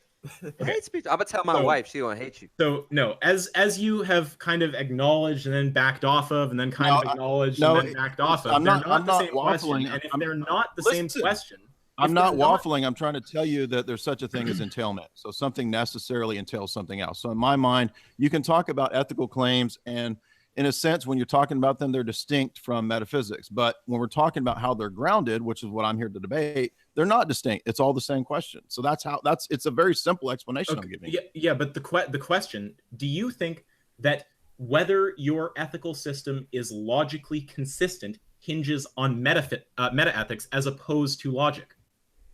I don't see them as ultimately separate questions. You can speak about them separately, but they're not ultimately separate questions. It's that simple, dude. What is necessary for the statement P and not P to be a contradiction other than an assumption of logic? That you're supposed to follow the force of logic.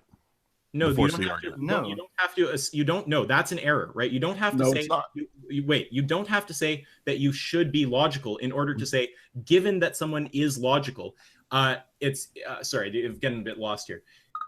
Oh, fucking phone! That's got to turn off. Why does this No, person keep I calling? understand that when Yeah, you're asking that the- question, you're not talking ethics. I understand that. You're talking about pure logic, right? What? Sorry, I just want to be clear. What question are you thinking I'm talking about there? When you're asking the question about the law of non-contradiction, you're saying that that's pure logic. It's not a question. It doesn't have to do with No, ethics, right? no, that's not quite what I'm saying. What No, that's what he was saying. He was saying if you assume ethics, if you assume that, then you've already assumed the rest of the argument. But it's like what Jay's saying is that okay, but then if you make, if you show a contradiction, then and I haven't accepted that assumption, then you have to say why I have. So it does reinforce Jay's position, like in that, like whatever, man. We've hit an hour, guys. So here we go. Right. Right.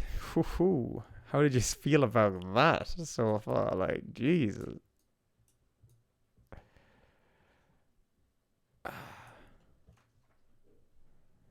Yeah, no, we're going to Q&A now, guys. Like, we're going to Q&A. I could not stand another moment of that. I would rip my eyes out. It's time for Q&A. There is absolutely no, no way I'm continuing with that. Orthogonal. I'm mimicking you, Foot Soldier. I was just like, it says, how many times must you say the word orthogonal? It's a meme. Right. Cool, guys. Cool. Let's get into the chat. Right, so at me your questions, guys. If you'd like to hear my replies in regards to this debate, especially around questions in general, we're a Q&A. We did it. I mean, I'm not going to lie, getting an hour into this debate is an achievement. So if you've watched this far in, you know, you're getting a thumbs up from me. Like, well done. Well done, guys.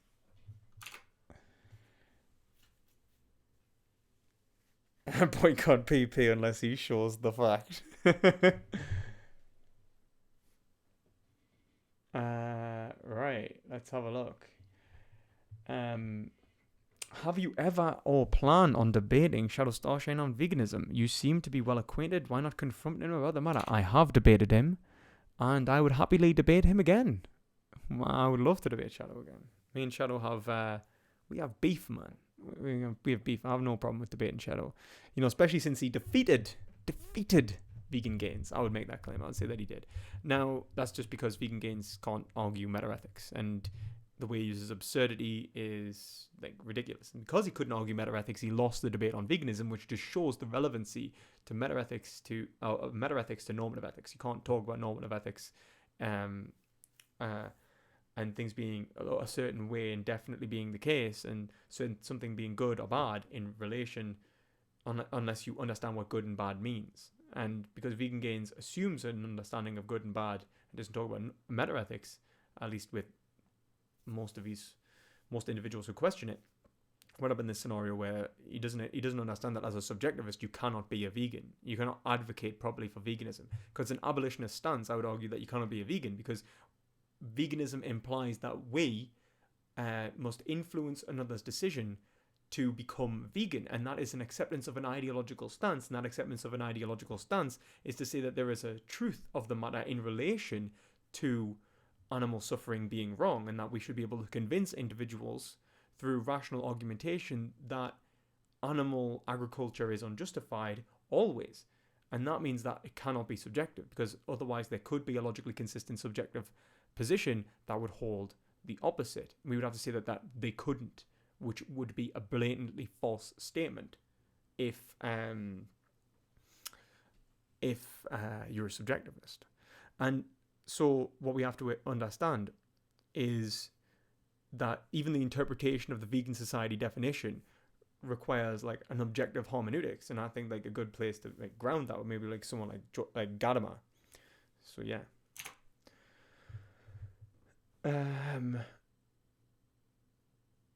review the debate etiquette in AY versus me, Foot Soldier. Yeah, I mean, I'll do that. I definitely will. I mean, might even do it as part of a stream, like one of my streams that I'm doing, because I'm doing these every night for the next 30 days. Well, like probably 25 days now. So, yeah, go to 110 in the debate. I will. I'll just answer a couple of questions and I'll have a look over. That was Foot Soldier again. Why are you up this late, PP? Banana Warrior Princess. Because I'm with you fine people and I've drank coffee. That's why, you know. I'm here because this is I've started I started this a bit late. I wanted to get this done a bit sooner. I was actually aiming for 5 o'clock, and here we are at midnight. So yeah, I'm not very good at timekeeping.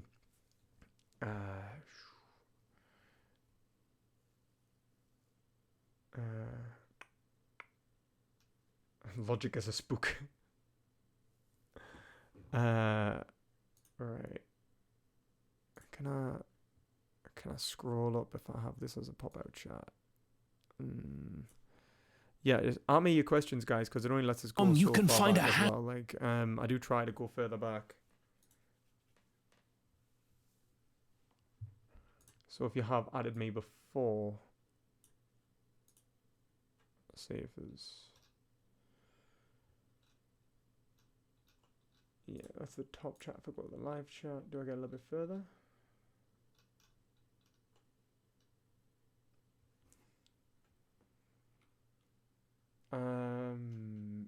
No, I can't really go further back. So if you want to ask us your questions, if you've got any questions, you know, feel free to at me. I'm really sorry if I've missed anyone's questions out. I don't intend to miss anyone's position out. I hope I've explained why Jay Dyer's position is actually wrong within this debate, like in terms of rejecting the possibility of rejecting logic. I don't know if he actually holds that position, because there's times when he even said that, like, you cannot help but accept logic, but then he was looking for a grounding of logic within God, which is totally unnecessary and impossible.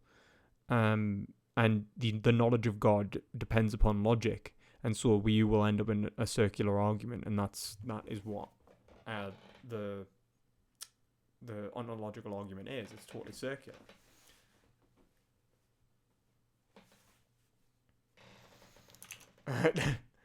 As a bit off topic, like, you know, am I pro-Palestinian or pro-Zionist? I'm a sentientist, man. Like, I feel like we need to resolve the conflict that is going on in the area for the interests of all the individuals.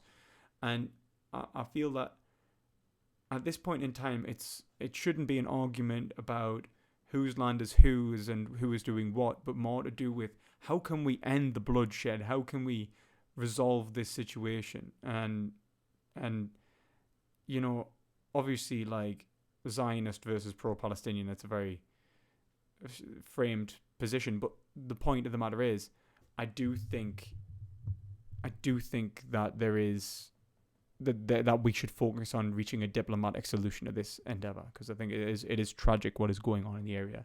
Far too many innocent people on both sides have died, especially on Palestinian sides. Like, it is unjust.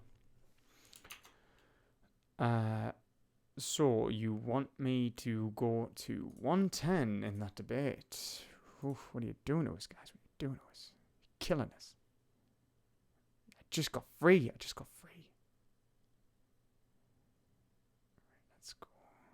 All right. 110. All right.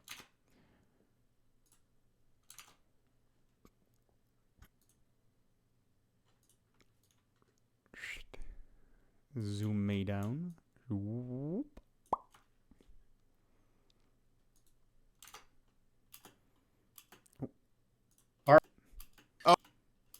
Oh man. Not an ethical question. I spent 2 hours to get you to say should. Wait, the common parlance. Oh, now it's not an ethical question. I spent 2 hours to get you to say should. Wait, you fucked up and said it. Okay. Oh yeah, I forgot he said should. You fucked up and said should. The fact. He's like, you said should. You've lost. You said should. You said the word should. That I should. The fact. You see, you fucked up and said Jay, like, dude, Jay. Wait, the fact. I'll help you, Isaac. The fact. Wait. The fact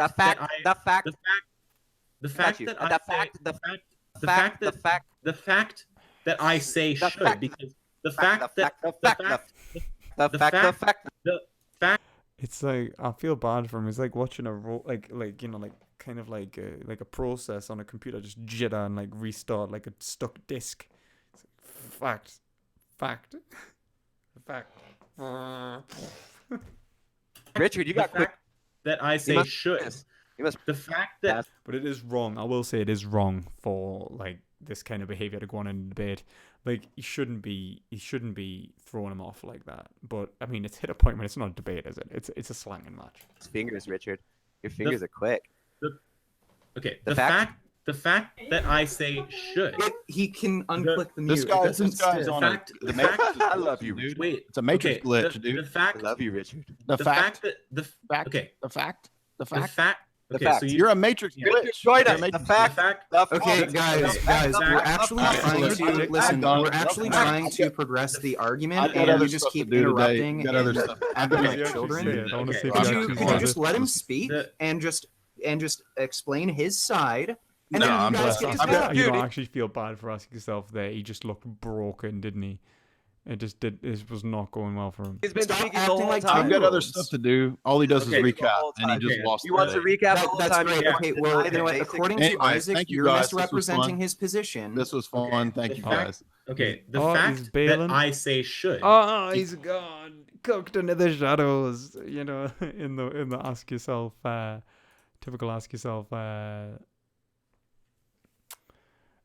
fashion. You know, the idea of like someone just like you can't leave, you can't do anything. You're cooking. You know, why the word cook? No, I've always wondered that. Like, why cook? Why cooking into the shadows? Why isn't it like fleeing? You know, it's the one word where I don't feel like it applies so much. Yeah. It's strange. Right.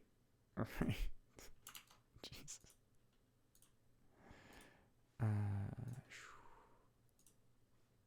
Right, let's get back to the chat. So yeah, I'll be rounding it up soon. Probably going for another another 10, 15. Let's talk about something we can all agree on. Saving money. Oh, thank you. Honey is a free add-on that you can install on any browser. And when you check out it, Ignoring meta-ethics plus reason, what would you realistically say your credit/debit card and PIN numbers are in the utilitarian sense for someone who is about to go shopping? Well, I wouldn't know.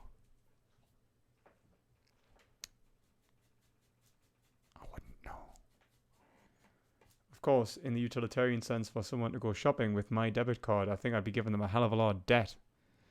I think that's a form of torture. That handed my fucking my bank account to someone. Please pay my bills. Save me.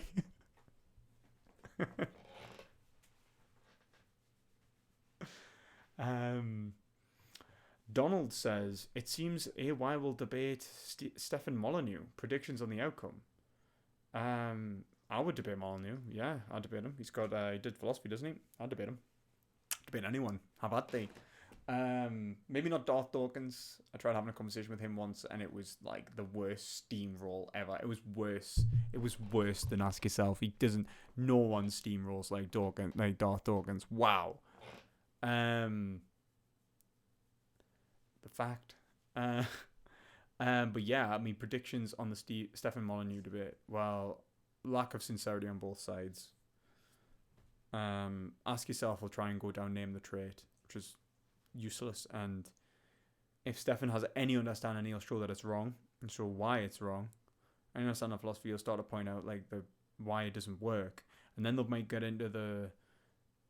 Ask Yourself will keep trying to rephrase it and try and get it to work, and if it does work, it'll become the argument for marginal cases, and he'll just reject it as you'll just reject that, and you reject it on a meta-ethical basis, and they'll end up in meta-ethics. And that's what always happens. So, yeah.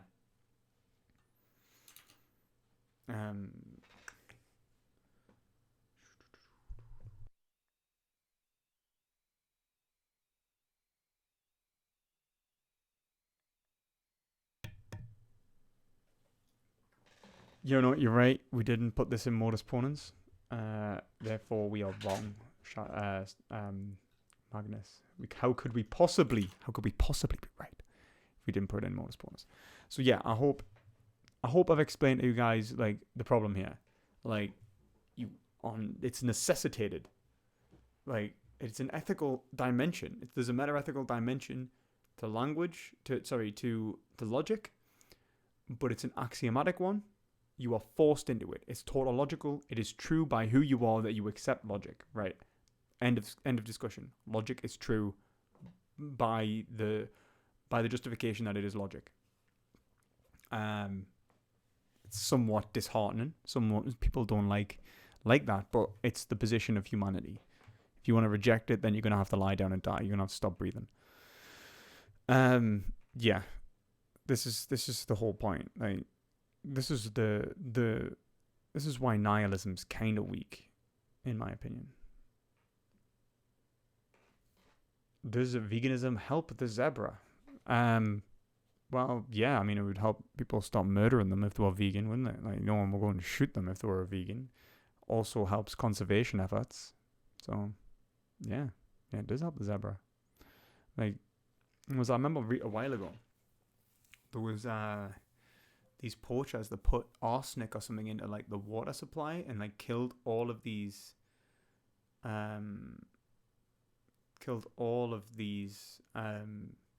elephants.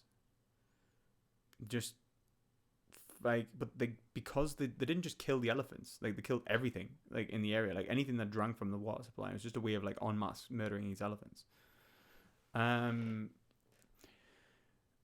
Yeah, like awful. Like,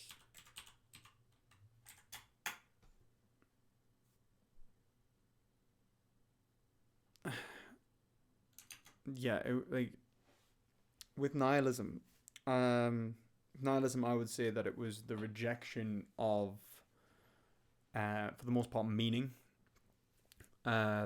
existence. That's what I would point towards nihilism, like the absurdity of life, like the acceptance of the absurdity of life. New here, why don't I like name the trait? I've got a video on that. I'm not going to sit here for another like 40 minutes and explain, but it breaks Leibniz's law, essentially. If you look at it, like, if you look at how it's worded, the first premise, either there is only one object and we could not trait equalize in the first place, or that, or we accept that we can value the two objects differently, that it could be like evaluation of judgment and the conclusion doesn't follow. So just check out my video I did with Shadow. It's worth looking over. I did ask yourself if you wanted to have a discussion on this. Like, I didn't ask him personally because, well, I'm not gonna lie, it's not. He blocked us on Twitter, and I would talk to the guy again. I don't think he's very, and this isn't poisoning the well, and I'm not saying this, but I think he could do with reading some more philosophy, as we all could, to be fair. I'm still learning, you know. We do need to keep reading philosophy, but I feel like he kind of assumes that he's right without actually having given appreciation of the breadth of thought that has actually been discussed in Western philosophical, in the Western philosophical environment. Yeah, so perhaps if he he would have avoided the problem with Dyer, and he would have understood how, when Dyer was like, tell me why I should, why I should act logically or whatever, then he would have accepted that. And it's like later in the discussion, like Tristan's like going, you appreciate logic like you appreciate God, and it's like, no, logic is necessitated, God is not. That is the difference between the concepts. You cannot deny logic. You can't deny the existence of God. That's the reality of it. And if they realized like how to answer these questions, then we wouldn't have had a really awful time. I don't know how many of you enjoyed watching their debate. Like, I hope you enjoyed watching this stream, but I don't know how many of you enjoyed watching the debate. It's like kind of painful if you're hoping to find some sort of conclusion from it. It's really awful. Yeah, but as I say, I like both you and Ask Yourself, and I think it would be great if you guys sort things out and reconcile. Probably not probable, but hey. Oh, thank you very much, Donald. I appreciate that. Obviously, ask yourself if he wants a conversation. We can have a conversation on, meta ethics maybe, or whatever it may be. Why subjectivists cannot be vegan. I think I was going to talk to Bryn about that. I haven't heard back from Bryn. I might message him again, see if he's about, and see if he wants a discussion on that. But yeah, see what happens. The rebalancer says, "Oh, I reached some conclusions." Yeah. So what conclusions did you reach there? Then, someone in blue, is it Son in blue? Says, "Does veganism save the zebra from the lion?" No, because the lions can't be vegan because they're not rational moral agents. Chris Grant, no, it was extremely annoying to watch the debate. I agree. It's painful, isn't it? Magnus says, Bryn quit the topic of veganism, didn't you hear? Yeah, I did hear. He quit trying to defend it. But I want to see, like it's sad because I don't want to lose someone who I think maybe's understood philosophy a little bit more. And, maybe he's been a decent debater. I can understand him why he quit defending Name the Trait. I just don't know why he would quit defending veganism. I don't think any of us can justify, as vegans, not defending veganism. Son in Blue says, "Is there suffering on the moon?" Well, it depends. If I put you on the moon without a spacesuit, there might be suffering. I think that might be suffering on the moon. The rebalancer says, "Not conclusions about the topic, but about the debaters, lol." Yeah. And I think all of them, if I'm honest, I think all of the debate, the whole etiquette in that debate was just how not to have a debate. That was a slanging match. And I said this to Ask Yourself. I was like, we need a moderator, man. Like, if we are ever going to have a debate again, we need to have a moderator because clearly we were not making any headway. He likes to steamroll. He likes to take control of the debate. And they were both doing that in this scenario. And it just wasn't going anywhere. And it's so insincere. Chris Grant says, "Why did AY ban me?" Well, he banned me on his Discord because I kind of jumped in when he was debating someone on utilitarianism, and he got this guy to concede this, not to concede this point. But this guy was like, "You're missing what I'm saying," and he wasn't listening to him. And I kind of came in afterwards, and he was like, "Why is perspective sophistry here?" Because that's what he had changed my name to. And he'd done that ever since our last debate, in which he had muted us when we were talking. And I just made the point. I was like, I just don't understand why he let you make, why, as a utilitarian, allowed you to remove, what was it like? It was weird. It was like the moral value from a scenario. Like, you try to say that as an act was it as a utilitarian? I can't remember what it was. It was ridiculous. It was ridiculous. And I was like, I just don't understand why he let you do that. And then he was like, "I'm not going to debate you. You're a sophist." And then left. And I was like, oh, and I made a joke. I was like, because he says like cooking into the shadows. I think he even said it to me. He's like, "You're going to cook into the shadows," like kind of thing. Because I was leaving. I had to leave. And I had already stayed too long, like on my last debate. And I was like, "Oh, cooking into the shadows, I see." And then someone like added him like, "Oh, perspective philosophy said you cooked into the shadows," and then I was just banned. And then Shadow got banned before that, long before that, for defending us.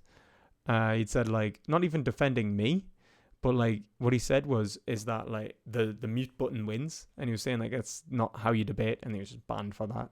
So that's how I got banned from AY's server.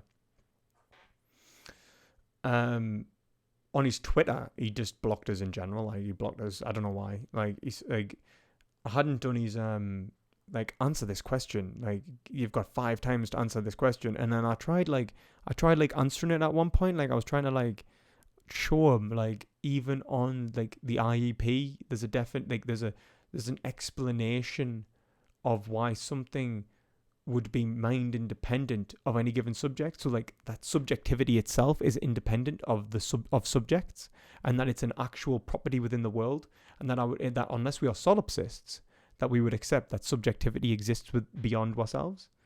And he was like, not an argument, not a definition. And I was like, oh, And that was the last interaction I had with Ask Yourself.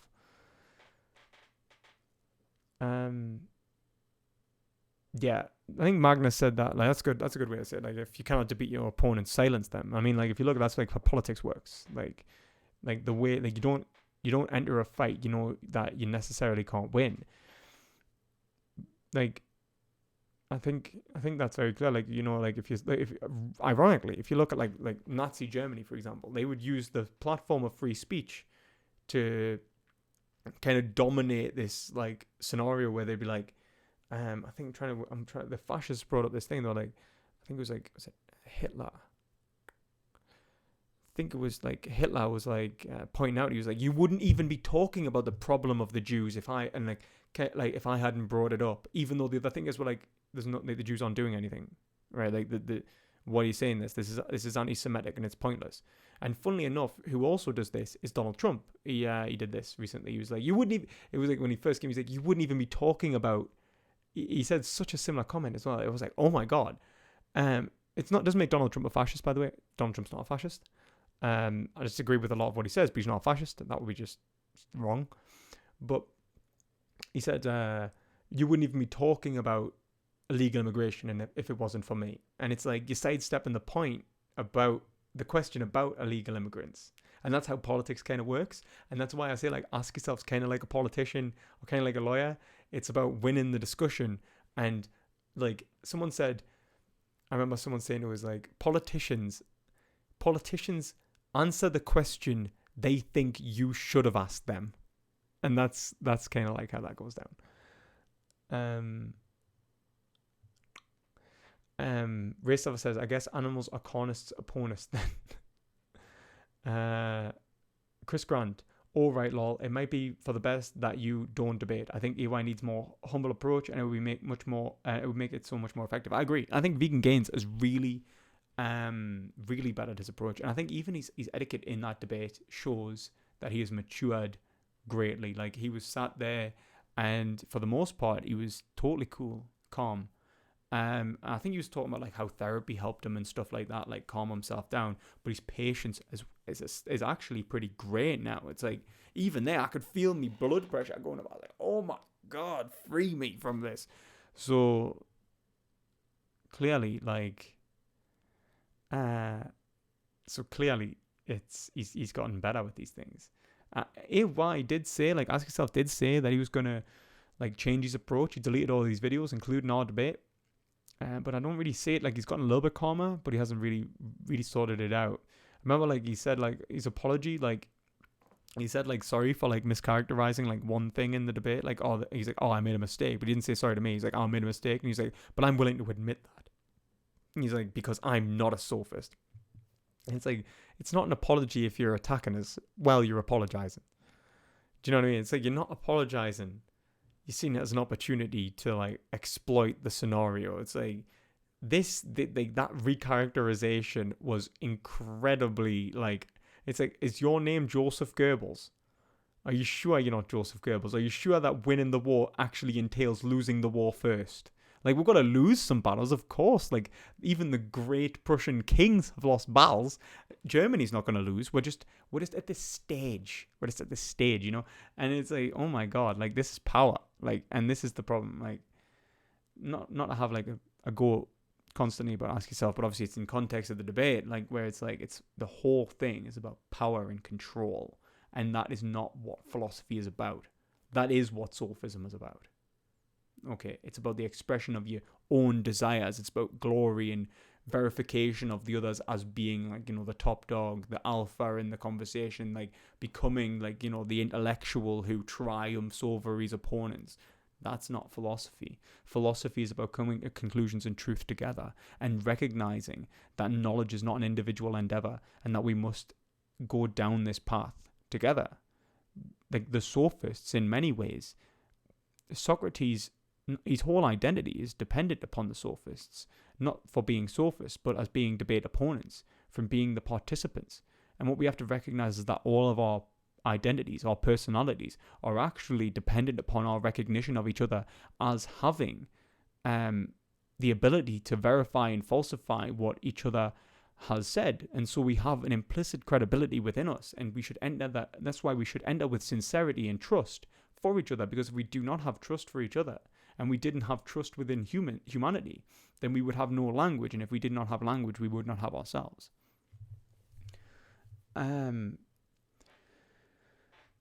Immature Race Lover says immature VG was more entertaining.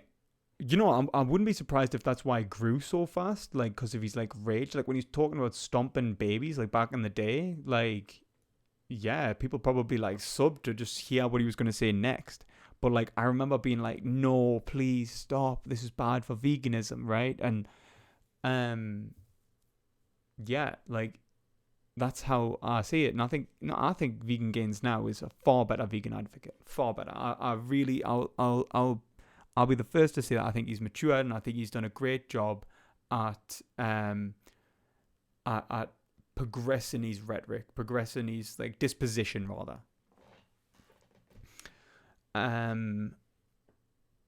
Thomas says, the rebalancer says, the whole alpha thing has been redefined too. A true alpha persona in human terms, where you have to have wisdom, not just aggression.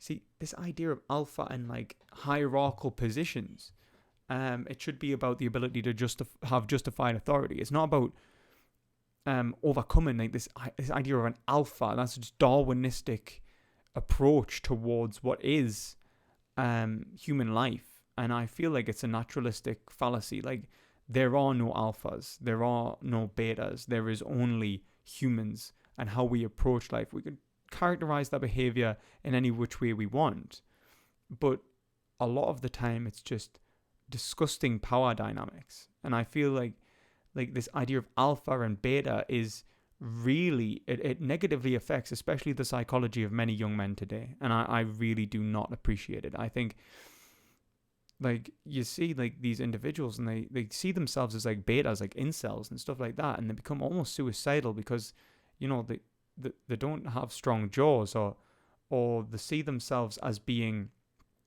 you know, like, that their intelligence is not being accepted, that they're not being accepted as the alpha that they are, or whatever it is. And it's like God complexes and stuff. And I think that we need to remove this wrongful hierarchization of individuals. And I think that a lot of it comes from, like, this idea of alpha is inherently tied to sexuality and the ability to sexually express themselves within our communities. And because of that, like, this idea, like, you know, the alpha gets the women and the beta is, you know, left behind to, you know, never, you know, mate or whatever. And it's this Darwinistic approach is genuinely a tragedy caused by the wrongful psychological approach to human life.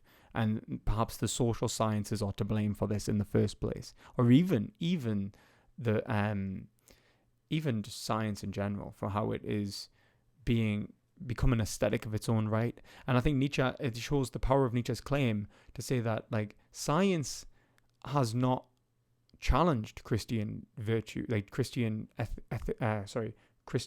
idealism. It is Christian idealism. It's just a development upon an aesthetic ideal which tells us how we should and should not live our lives, right? And what it does is it operates on a position which is apparently, it's like, this is the whole point where Nietzsche is saying, like, this is where he rejects logic and epistemics, because he would say that, like, that it allows for the mischaracterization of life to fit a certain power structure. And it kind of does. Like, the way we characterize things becomes, allows for ability for people to manipulate that and gain authoritative roles. And it also seems to reinforce the value of a particular subject over others. Science is given far more credibility than other subjects. We have to say that something is a science now for it to have any worth, and that's just totally unnecessary. There are ways to gain proofs and to come to truth without empirical claims. And I think it's just the domination of one type of philosophical position over the rest, and that's unfortunate. So science is very useful. I love science. I wanted to be a scientist as a kid, and I love watching stuff on science. It could not be more useful for human life, but it should not dictate human life. Yeah. Donald says, do you think we can argue from a totally unbiased ground? No, absolutely not.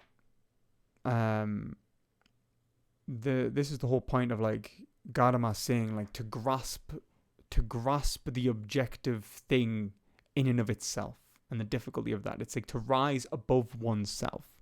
Can we be totally unbiased? Absolutely not, because we rely upon the concepts which are necessarily constituted our perceptions in the first place. However, the development of those concepts further truth and remove bias by answering more questions. The more questions that are answered, the less bias there is. And that is, like, you know, if you're interested in this, you want to check into mine and Magnus's debate on this. Like, we are going to be debating truth. So, and it's linear progression. So yeah, I'm saying that, yeah, of course, like, there is no such thing as a totally unbiased position. Funnily enough, I imagine Magnus kind of disagrees. You can probably say that's God's position. Like, you know, it's the God's eye view. We do not have that. But in Hegel, if you understand Hegel right, it's almost as if we are moving towards the divinity that is the objective. And that is what I see truth as being. Whether we will reach it or not is another thing. I think Popper is closer to being right, where you're saying that we will never reach truth. We will only get closer and closer. And I think that is true, but it's almost what Hegel and Hegel and Aristotle almost understand this. The prime mover is a constant movement. It's the truth is not in the achievement of knowledge, but in the pursuit of it. So it's about thesis, antithesis, synthesis, and the continual synthesis of the concept and its development. That is the divinity of man, of humanity.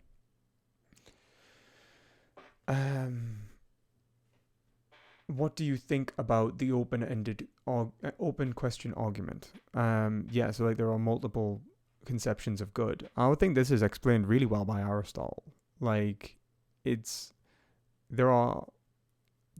is underpinned, and even in Hegel, the movement from an institutional conception of what is good in a given scenario and what people perceive as being good versus what can be said to be good abstract. And the only things that can be said to be good abstract are those things that we verify to be right and just within a language game, within an institution. And then as our institutions develop, we question our conception of good. Good is never stagnant. It's not something that we can ever know indefinitely. Like, I could not point to goodness and be like, that is what we must seek. Because what is most desirable will even be changed by my conception of it. So, I hope that kind of answers the question. Why is there no suffering on the moon? And if you deduce that there isn't suffering on the moon, is that a good? It just is. Because I would say that for there to be suffering, for there not to be suffering on the moon, I would say it would be a good if there was the possibility of there being suffering on the moon. Guys, look at this. Check this out. Just been made a vegan curry. I think it's got like soy mince in it. Like, it's got chickpeas. Is that monchtoot? What is that? Is that mushroom? Fancy. I'm gonna eat that in a minute. I'm not gonna be here for very long because it's 1:15, and I can't stay here forever. I hope you've enjoyed it though. So if you've got any like final questions, I'm going to take them, and then I'm going to go eat, guys. I hope this has been.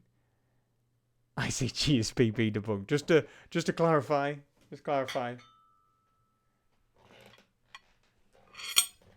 There goes my fork. There is no cheese. And also, if there was cheese, I would just use vegan cheese anyway. You know, it's a crack. Yeah, so if there isn't any more questions, I'm going to wrap this up.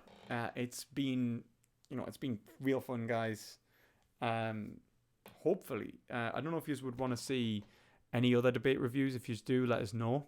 Let us know if you want to see any other content in the comment section. If you want us to debate anyone, I've messaged Katie Winters about a debate on feminism. So we'll see if that comes off. I've got a debate with Magnus on the 25th, and I now have confirmed a interview with Save My Ink Forever, who are a company who is surgically removing the tattoos from individuals who have died and preserving it to be like an item of what's the word of like memorial for their family. And it's this idea of so it's like preserved skin within 2 pieces of glass. And I'll be having a discussion with them on the progression of death rituals in our society and what this will mean to, for example, tattoos and how people will approach death and so on. So if you're interested in that, check that out. So, someone says, do I read manga? I haven't read any manga. Maybe I should. And yeah, good night, everyone. Thank you very much. And I hope you all have a great life and night. I'll see you tomorrow if you're about. And remember, guys, try to gain some perspective.